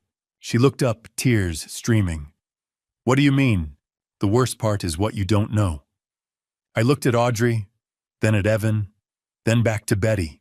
Tell your mother the truth, Audrey. Tell her about Evan. All the color drained from Audrey's face. She looked like she might be sick. Evan's jaw tightened. His hand moved slightly under the table. Betty looked between them, confusion replacing some of the grief in her eyes. What about Evan? He's been helping us, helping my parents. Helping you. I let the question hang. Or using you. I don't understand. I think you do. Deep down, I think you've known something wasn't right. Betty looked at Evan. Really looked at him. For the first time, I saw doubt creep into her expression. Evan has been very attentive to our family, I continued. To you, Betty, making you feel seen, feel valued. Hasn't he? She nodded slowly, uncertain where this was going. And you believed he cared about you. That maybe after all these years of me being absent, someone finally saw you. More tears fell. Joseph, but look at where he's sitting, Betty. Who he chose to sit next to. She looked. Evan sat beside Audrey, not beside her. Look at how he's sitting. Under the table, I could see what Betty couldn't, Evan's hand gripping Audrey's thigh. Audrey leaning slightly toward him, not away from him. Betty's eyes moved between them, confusion deepening. She didn't understand yet, but she was about to. I reached under my chair and pulled out a tablet I'd hidden there before dinner. Opened a video file. Beverly Quinn is an excellent investigator. I pressed play and turned the screen toward Betty. The video showed a street corner in the Pearl District. Evan and Audrey standing close together outside an apartment building. Then Evan pulled her in, kissing her deeply. His hand on her waist, her fingers touching his face, both of them smiling. The timestamp read Tuesday last week, 2:47 p.m. Betty's face transformed. Disbelief, suspicion, then horror. No, that can't be. The video auto-played to the next clip. A coffee shop. Audrey sitting on Evan's lap, his arms wrapped around her waist. Another clip. A restaurant. Hands clasped across the table. Looking at each other the way lovers do. Another. The apartment building at night. 11 p.m. Entering together. Betty stood so abruptly her chair scraped loudly across the floor. Audrey, you and Evan. Tears streamed down Audrey's face. Mom, I'm sorry. You're sorry, Betty's voice cracked. I thought he loved me. He never loved you, Betty. I kept my voice cold. He was using you. Evan spoke for the first time since we'd sat down. This is ridiculous. Sit down, Evan. I'm not finished. He remained standing, posture defensive. I continued looking at Betty. Audrey met Evan 10 months ago. They planned everything. The theft, the offshore accounts, using you as an accomplice without you even knowing the full scope. Betty turned to Audrey, face twisted with hurt. You let me think I was having an affair with him. You told me he cared about me. Mom, you weren't happy with Dad. So you used my loneliness, my unhappiness, to steal from your father. She used everything, I said. Your marital problems, my work schedule, even your parents. My parents knew about this too. No. They're innocent. That day they were legitimately sick. But Audrey used it as cover to meet with Evan and finalize plans. Dad, please. Audrey reached toward me. But theft wasn't enough for you, was it, Audrey? I pulled out more documents, placed them on the table one by one. A life insurance beneficiary change. 6 months ago. Changed from your mother to you. $1 million. I let that sink in. I never signed that authorization. It's forged. Another document. Mechanic's report. My brake lines were deliberately cut 3 weeks ago. I nearly crashed on Interstate 5 at 65 miles per hour. Betty's hand flew to her mouth. Oh my God. And 2 Sundays ago I collapsed after drinking coffee you made, Audrey. The hospital found dangerous levels of sedatives in my system. Enough to cause respiratory failure. Betty turned to Audrey, eyes wide with horror. You tried to hurt your father. No, I would never. I have recordings, Audrey. I heard you on the phone with Evan. When will it happen? You asked him. I need that insurance money, you said. Audrey's face crumpled. I was drowning in debt. Austin Mercer scammed me out of $85,000. I lost everything Evan said he'd help me. Evan helped you plan to end my life. That's a lie. Evan's voice was sharp. I ignored him, keeping my focus on the devastation spreading across Betty's face. I thought we were in this together. Betty stared at Audrey like looking at a stranger. Mother and daughter. You were just a pawn, Betty. Audrey and Evan played you from the very beginning. Betty sat down heavily, covering her face with her hands. Her shoulders shook. My daughter. Audrey reached for her. Mom, please. Betty pushed her hand away violently. Don't touch me. The words hung in the air. A mother rejecting her child. Audrey sobbed, but Betty turned her face away. I stood up from my chair and moved toward the dining room doorway. Everyone's eyes followed me. But there's one more thing, I said quietly. One final lie that needs exposing. I looked directly at Evan. Tell them, Evan. Tell them about your real life, the one Audrey doesn't know about. Evan's face went pale. The confident mask he'd worn all evening finally cracked. For the first time that night, he looked truly afraid. I stepped to the dining room doorway and called out, You can come in now.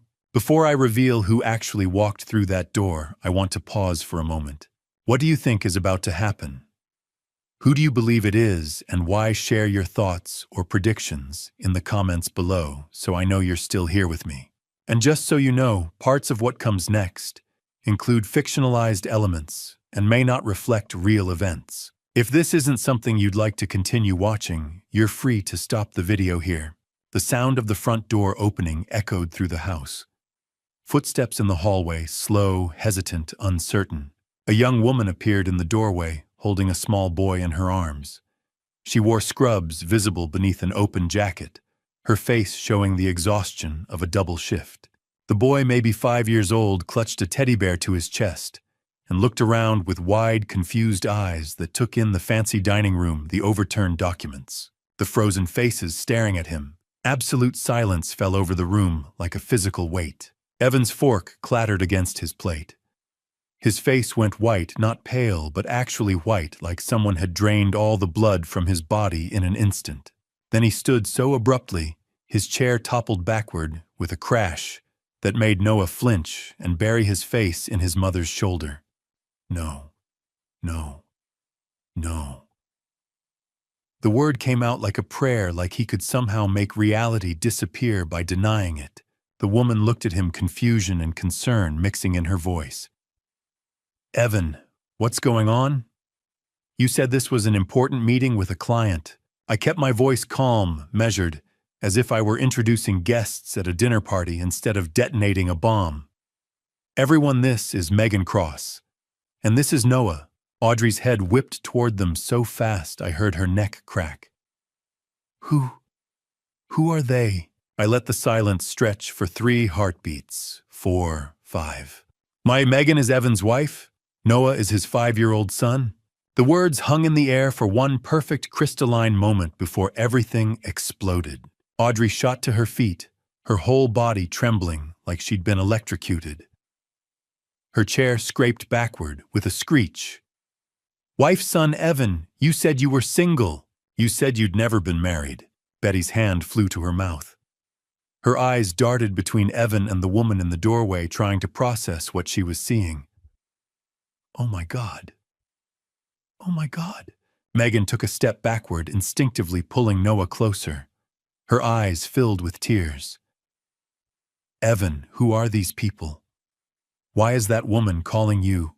Evan held up both hands like he could physically push reality away. Megan, this isn't, I can explain. You can't explain this! Audrey's voice cracked with hysteria. She pointed at Noah with a shaking hand. You have a child, I moved toward Megan, gently keeping my movements slow so as not to frighten Noah further. The boy's eyes were wide, his teddy bear clutched so tightly his knuckles were white. Megan, thank you for coming. I know this is incredibly difficult. Mr. Barrett, you said you had important information about my husband. Her voice broke. You said it was urgent that I needed to bring Noah that. Please sit down. I gestured toward Betty's empty seat. Then I crouched down to Noah's eye level. Noah, would you like some cookies in the kitchen? Maybe watch something on an iPad, I have cartoons. The boy looked up at his mother uncertainly.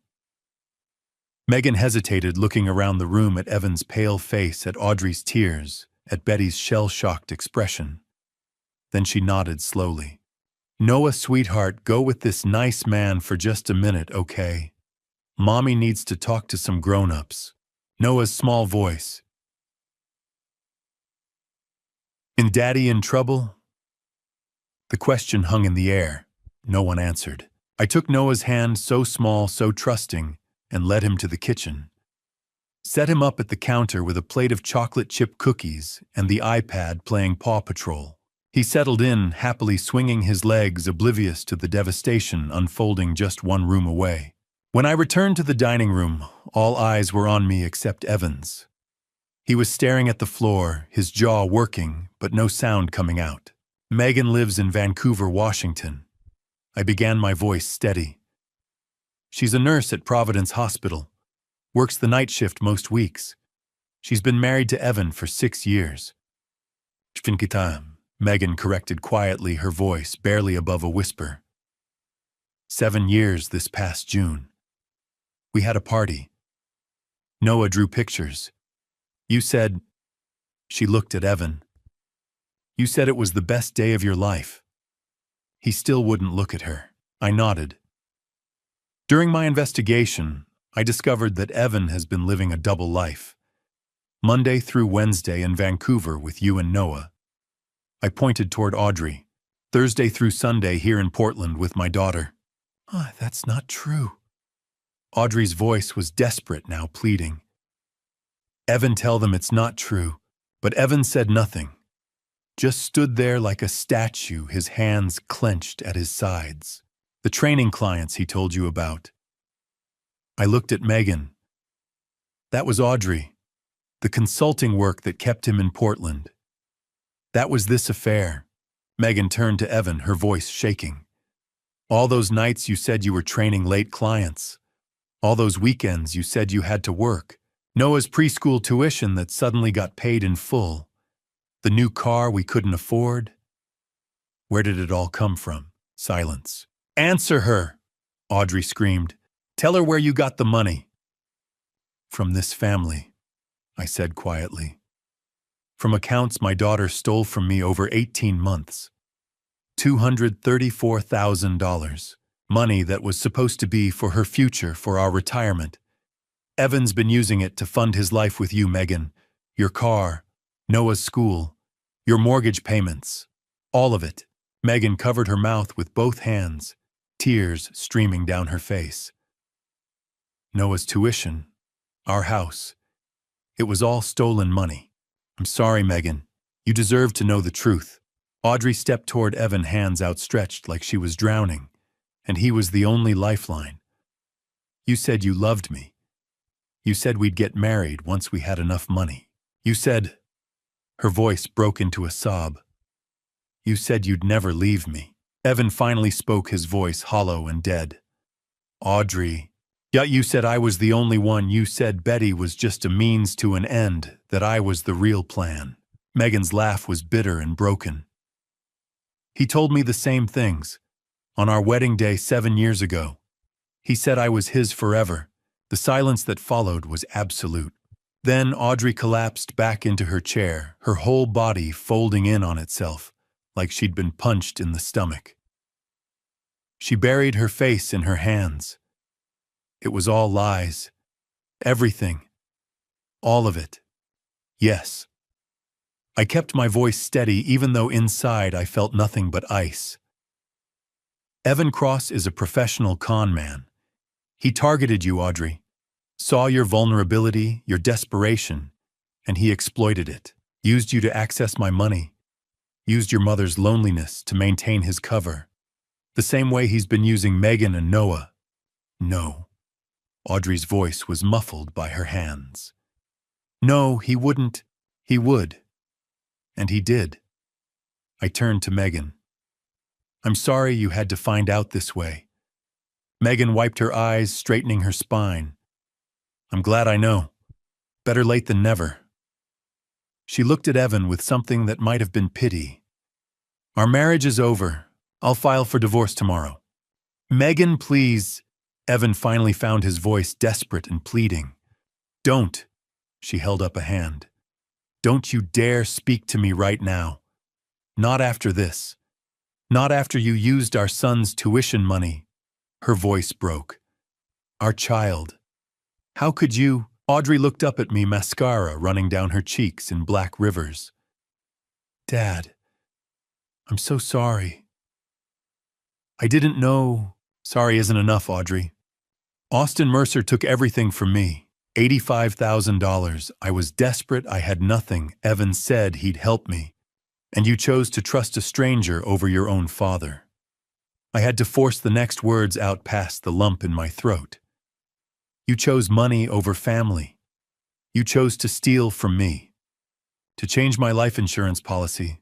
To cut my brake lines. To poison my coffee. She sobbed harder but said nothing. What could she say? Yet you chose, I repeated, to try to end my life. Betty finally spoke, her voice barely audible. Joseph, please.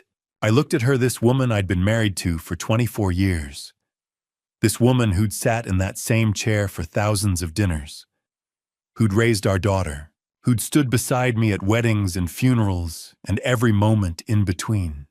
You enabled all of it, I said quietly. You saw what was happening. You heard the conversations.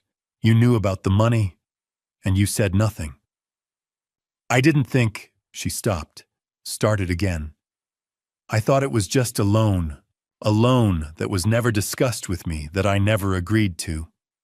I shook my head. You're as guilty as they are. The room fell silent again, except for Audrey's muffled sobs and Noah's distant laughter from the kitchen as Paw Patrol played on. I pulled out my phone and made a call. Detective Warren, you can come in now. The front door opened again, this time with purpose, with authority.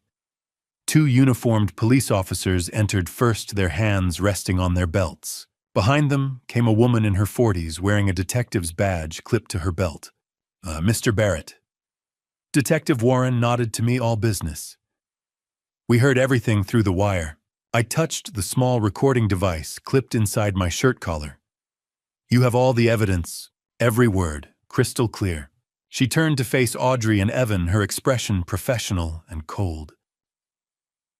Audrey Barrett and Evan Cross, you're both under arrest for fraud, embezzlement, and conspiracy to cause serious bodily harm. She began reading them their Miranda rights in a steady, practiced voice. You have the right to remain silent. Anything you say can and will be used against you in a court of law. Audrey stood on shaking legs as a uniformed officer moved behind her with handcuffs. The metallic click echoed through the room. Dad, please! Audrey's voice rose to a scream. Don't do this. Please, I'm your daughter. I turned away. Couldn't watch. Couldn't bear to see the handcuffs on her wrists. You have the right to an attorney. If you cannot afford an attorney, one will be provided for you.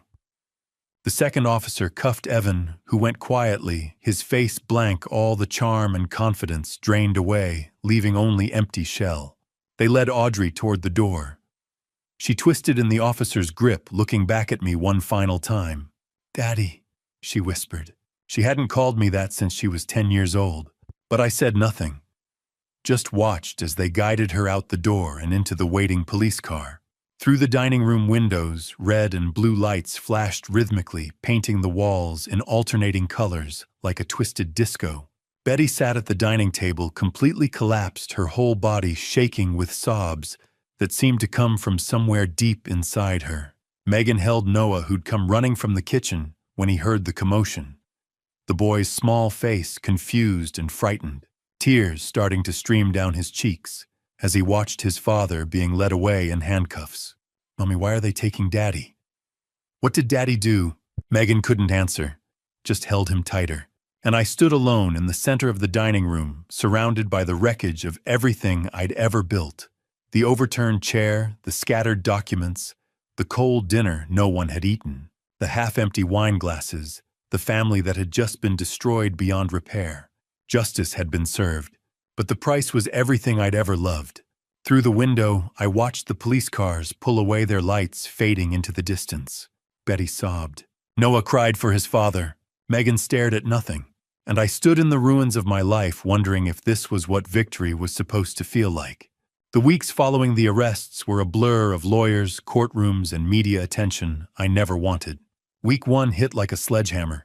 I spent 8 hours at the police station giving my full statement.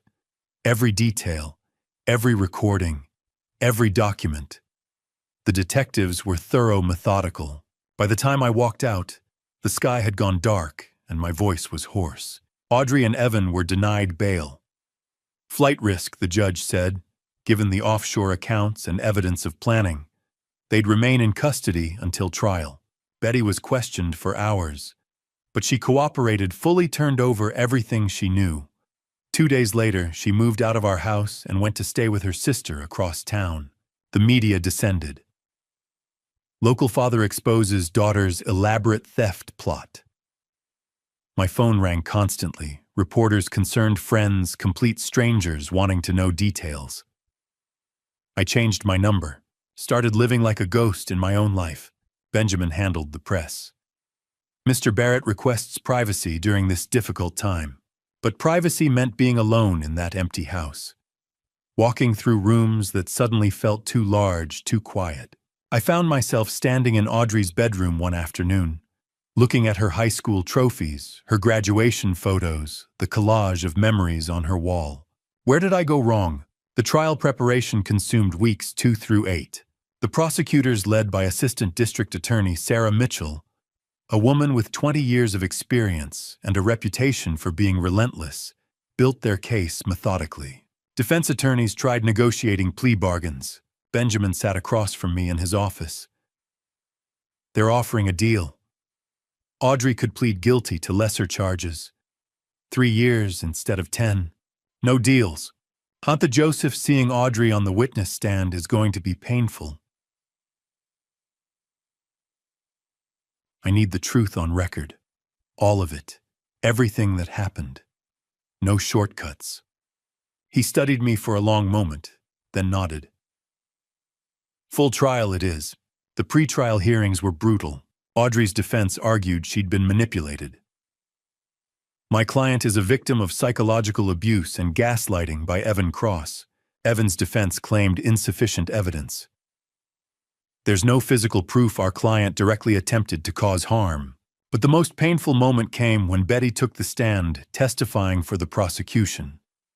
Against our daughter. So Audrey told me Joseph wouldn't notice the missing money, Betty said, voice shaking. She said he deserved what was happening to him. Megan filed for divorce from Evan. When she testified, her voice was steady despite tears. He told me he was working late, training clients. Really, he was with Audrey. March 15th. The trial began. The courtroom was packed. Media in the gallery. Public spectators. People I'd known for years watching as my private devastation became public record. Day 2, I took the stand. 4 hours of testimony. I described discovering the theft in Salem, the recordings, the brake failure on Interstate 5, the sedatives in my coffee. The cross-examination was savage. Mr. Barrett, were you an emotionally distant father? I worked hard to provide for my family. But did you ever tell Audrey you loved her? Every day of her life. Yet she felt desperate enough to steal from you. Why do you think that is? I had no answer that would satisfy them. Day 5. Audrey took the stand. She was sobbing before the prosecutor even asked the first question. Her voice shook as she spoke. I made terrible mistakes. I was drowning in debt, $85,000. Austin Mercer had scammed me, and I was desperate. Evan promised to help. I trusted him. The prosecutor's voice was cold. Did you put sedatives in your father's coffee on March 10th? Long silence. The entire courtroom waited. Yes. Did you know that dosage could end his life? Another pause, then barely a whisper. Yes. The courtroom erupted in gasps and murmurs. The judge had to call for order. March 28th. After 6 hours of deliberation, the jury returned. Evan Cross guilty on all counts. 12 years in prison for fraud conspiracy violations related to bigamy and conspiracy to cause harm. Audrey Barrett guilty on all counts. 8 years in prison for fraud conspiracy and conspiracy to cause harm. Betty Barrett, having pleaded guilty to lesser charges and cooperated with the prosecution, received 3 years probation and 500 hours of community service. As the guards led Audrey away in handcuffs, she looked at me one final time. Her eyes were empty, hollow. The daughter I'd raised, the girl who used to climb into my lap and ask me to read her stories, was gone. In her place stood a stranger who'd tried to take everything from me, including my life. I walked out of the courthouse into Portland's gray drizzle. Benjamin walked beside me, holding an umbrella over both our heads. It's over, he said. But I knew better. The legal battle was over. The emotional battle was just beginning. Dr. Helen Carver's office became my sanctuary. Twice a week I sat in that chair and tried to piece myself back together. April, my first session. The office was nothing like I'd expected. Soft lighting filtered through sheer curtains. Comfortable chairs instead of a clinical couch. Plants everywhere, ferns and succulents that somehow made the space feel alive. Dr. Carver was 48 with warm eyes that seemed to see through every defense I'd built. Joseph, what brings you here? I stared at my hands. I don't know how to feel anymore. My daughter tried to end my life. My wife helped her steal from me. I got justice in court, but I don't feel better. Justice and healing are different things, she said gently.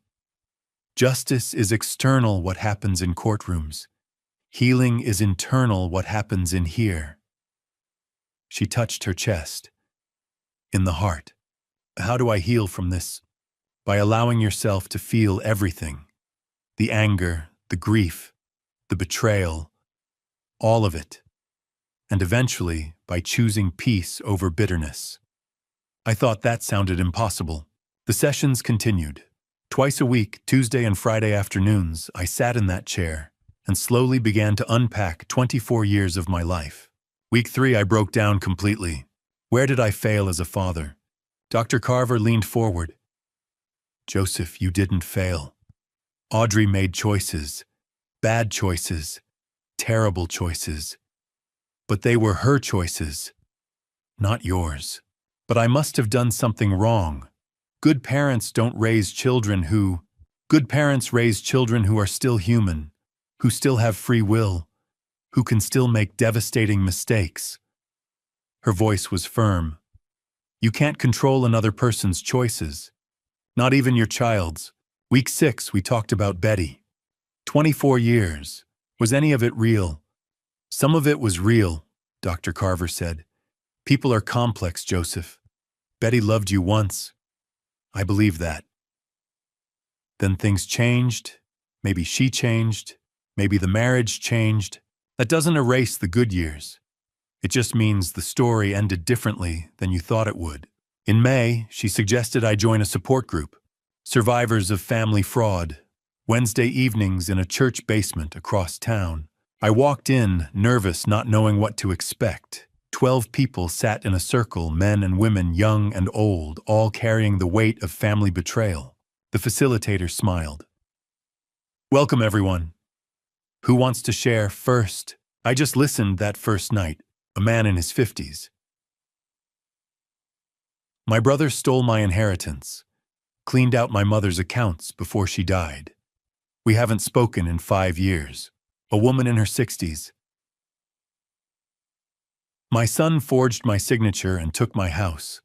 I'm living with my daughter now. A younger man, maybe 30. My wife and her boyfriend drained our accounts while I was deployed overseas. Came home to nothing. Each story was different, but the pain underneath was the same. I'm not alone.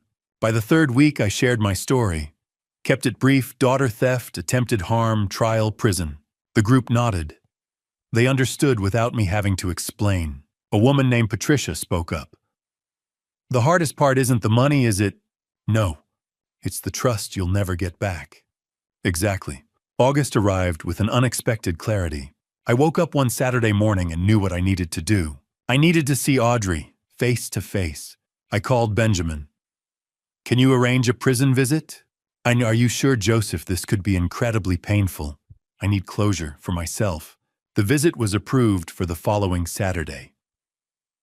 August 12th, 2 in the afternoon. I drove south to Coffee Creek Correctional Facility. 45 minutes through farmland and small towns. My hands shook on the steering wheel. What will I say? The security was thorough. Metal detectors. ID verification. Rules about what I could and couldn't bring. The visitation room was exactly what I'd imagined: gray walls, plastic chairs, guards watching everything. A glass partition separated visitors from inmates. I sat down and waited. The door on the other side opened. Audrey walked in wearing a prison uniform. She'd lost weight. Her hair was pulled back simply. No makeup. She looked younger, more like the daughter I remembered. She sat down across from me. We picked up phones on either side of the glass. Long silence.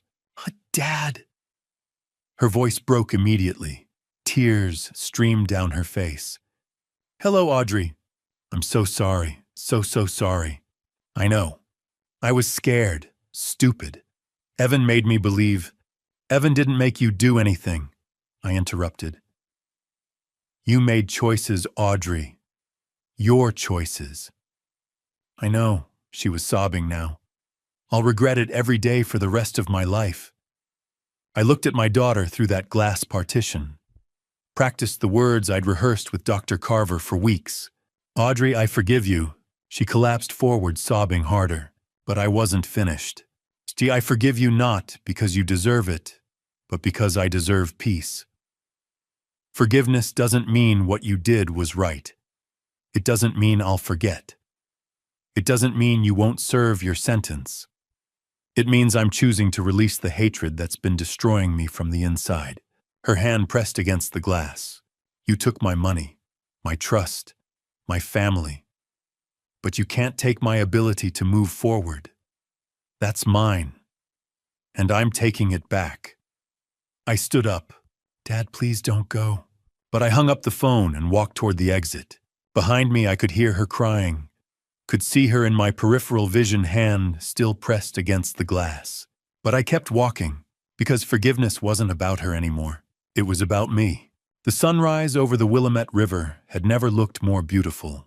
I stood at Tom McCall Waterfront Park at 6:30 a.m. watching the first light of October paint the water gold and orange. The autumn leaves drifted down from the trees lining the riverbank, landing softly on the path where I'd just finished my morning run. My breath came steady, and even no longer the shallow, panicked breathing of a year ago. Exactly 1 year ago today, I discovered the betrayal that shattered my family. Exactly 1 year ago today, I began the journey from blind trust to devastating truth. The anniversary wasn't lost on me. I'd marked it deliberately, choosing to spend this morning here by the river rather than hiding from the memory. A year changes everything. A year changes nothing. Both statements felt true. The changes. I sold the house in West Hills 3 months after the trial. I couldn't live there anymore. Not in the dining room where I'd confronted them. Not in the kitchen where Audrey had poisoned my coffee. Not in the bedroom where I'd lain awake night after night, wondering if my family was planning my death. The house sold quickly. I didn't look back when I handed over the keys. My new apartment in the Pearl District was smaller, simpler, and entirely mine. No ghosts, no memories. Just clean white walls and windows that faced east, letting in the morning sun. I kept it minimal: a couch, a bed, a small desk where I worked. I didn't need much anymore. The things I'd once thought mattered: the big house, the expensive furniture, the perfect family photos, none of it mattered now. I transitioned to part-time consulting and financial advisory work. I still had clients who trusted me, who valued my expertise. But I no longer worked 60-hour weeks. I no longer sacrificed weekends and holidays. I'd learned that lesson the hard way. All the money in the world means nothing if you lose yourself in the process. Instead, I started volunteering. Every Tuesday and Thursday evening, I taught a free course at Portland Community College, protecting yourself from financial fraud, even from family. The first night, 12 people showed up. By the third week, the room was packed with 40 students. Young people trying to navigate their first credit cards. Immigrants learning the American financial system. Elderly folks who'd been scammed by their own children or caregivers. I saw myself in each of them: the vulnerability, the desire to trust, the fear of what might happen if they didn't protect themselves. I shared my story openly. Not for sympathy, but for education. If my pain could prevent even one person from going through what I'd endured, it was worth it. Last month, a woman in her 70s approached me after class with tears in her eyes. Her son had been forging checks from her account for 3 years. She'd suspected, but didn't want to believe it. My class gave her the courage to report him. She hugged me tightly and whispered, "Thank you for saving what's left of my life." I thought about that hug often. It reminded me why I kept teaching, why I kept showing up. Beyond the classroom, I'd also started mentoring young professionals through a local nonprofit. Every Saturday morning, I met with 2 or 3 mentees at a coffee shop downtown, helping them navigate career decisions, financial planning, and life choices. Most of them were in their 20s, around Audrey's age. I tried not to think too hard about that parallel, but it was there. Perhaps helping them was my way of reclaiming what I'd lost with my daughter. Perhaps it was just the right thing to do. The connections. My phone buzzed as I walked away from the riverbank. A text from Megan Cross. "Noah asked me this morning if the cookie man would visit again. He misses you." I smiled. Megan and I had stayed in touch. She divorced Evan immediately after his sentencing and moved back to her parents' house in Vancouver with Noah. We'd met for coffee twice, once in January, once in June. Both times I brought cookies for Noah, who'd remembered me as the nice man with the cookies from that awful night. Last month, I'd anonymously sent a $500 gift card to Megan with a note, "For Noah's future," from a friend. She'd texted me immediately, somehow knowing it was me. I didn't confirm or deny it. Some kindnesses were better left anonymous. I texted back, "Tell him the cookie man says hello. Maybe we can meet for hot chocolate soon." Betty had written to me 3 months ago a short, careful letter expressing regret and asking if we could talk. I hadn't replied yet. I wasn't sure I ever would. Dr. Carver said it was okay to not forgive everyone, to draw boundaries, even in healing. Betty had played her role in the betrayal, even if she'd been manipulated. I wasn't ready to cross that bridge yet. Maybe I never would be. Audrey's letters arrived monthly like clockwork. I hadn't opened a single one. They sat in a shoebox in my closet, unopened and unread. Benjamin had asked me once if I planned to visit her or respond. I told him honestly, not yet. Maybe never. I don't know. Dr. Carver said that was okay too. The final session. Yesterday had been my final scheduled therapy session with Dr. Carver. We'd met twice a week for 8 months, then once a week for the past 4 months. She'd guided me through the worst of the trauma, the rage, the guilt, the grief.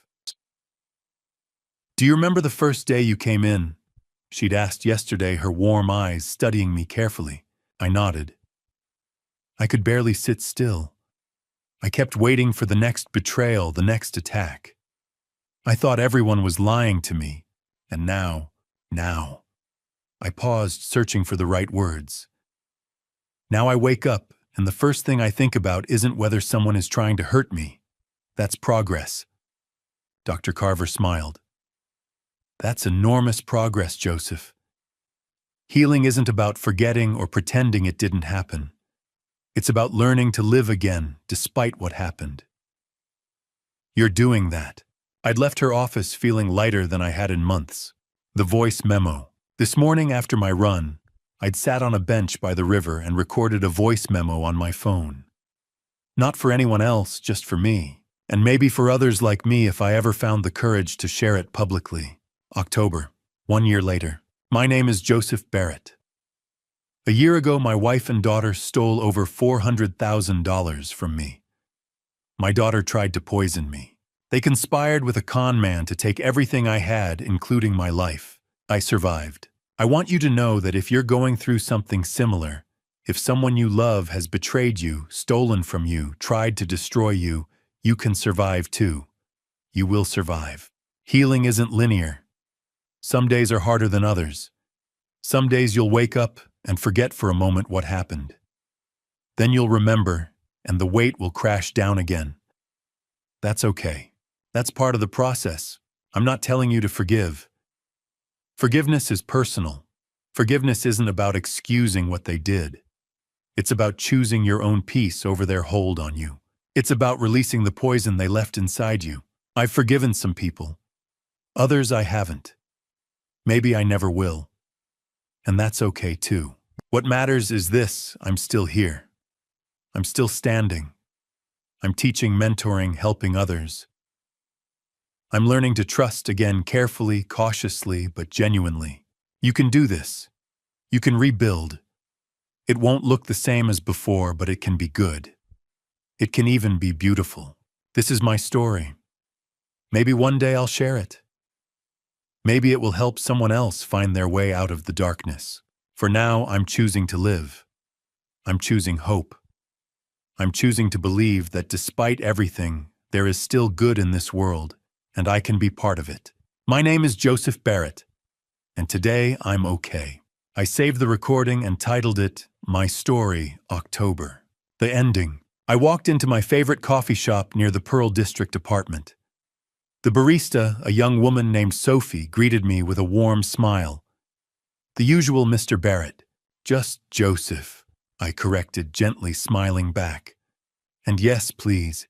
As she prepared my coffee, I noticed an older gentleman at a corner table fumbling with his phone and looking frustrated. Without thinking, I approached.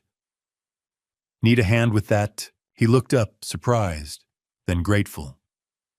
I'm trying to set up mobile banking, but I can't figure out this app. I pulled up a chair. Let me show you. And here's a tip: always enable two-factor authentication. It'll protect you from fraud. 20 minutes later, he had everything set up. He thanked me profusely, offering to buy my coffee. I declined politely. Just pass it forward, I said. Help someone else when you can. Sophie handed me my coffee with a note scribbled on the cup. You're a good person. Don't forget that. I looked up at her, surprised. She just winked and moved on to the next customer. I walked out into the October morning, coffee in hand, and paused to look around. The leaves were falling. The river sparkled in the distance. Joggers and cyclists passed by, living their lives, pursuing their happiness. For the first time in a year, I felt it: real, genuine happiness.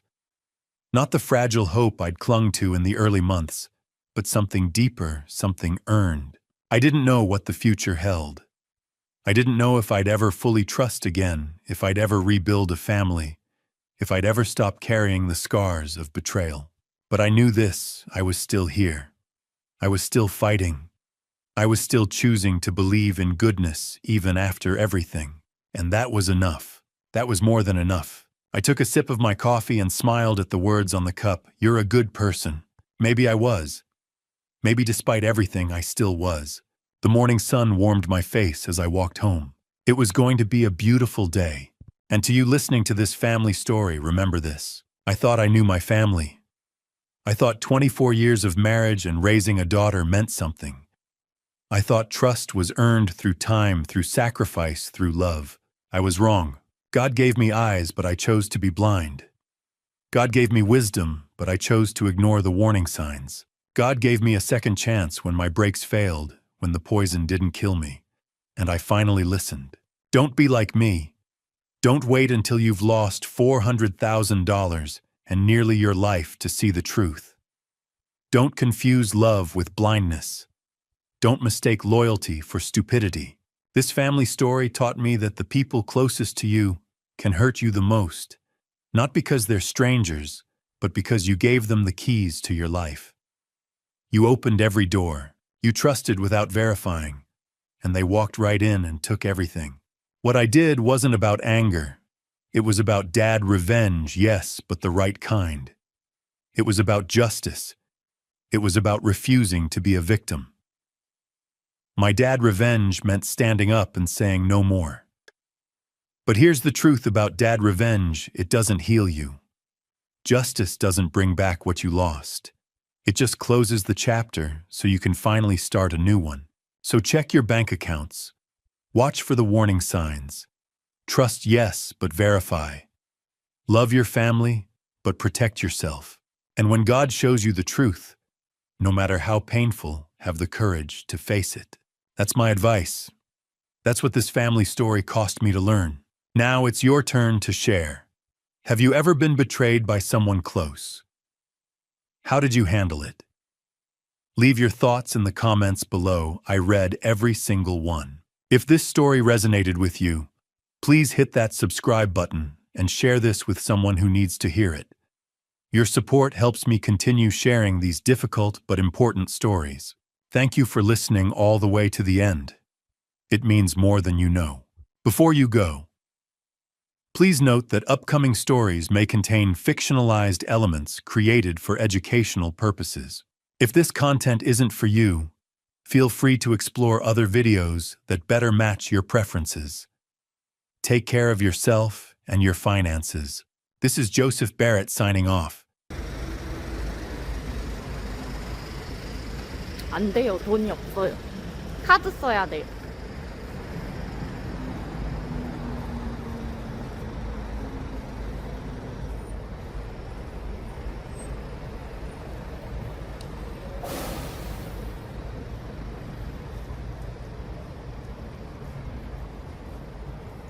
아, 내가 뭐 철국바도 아니고, 어? 그래? 안 그래?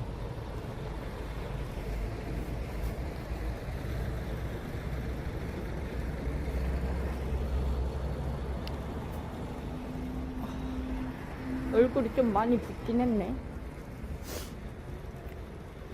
혼자서? 혼자서 못 가요? 나는 혼밥하는 것도 좋아하는데. 근데 이제 2인분씩 나오는 것은 좀 힘들긴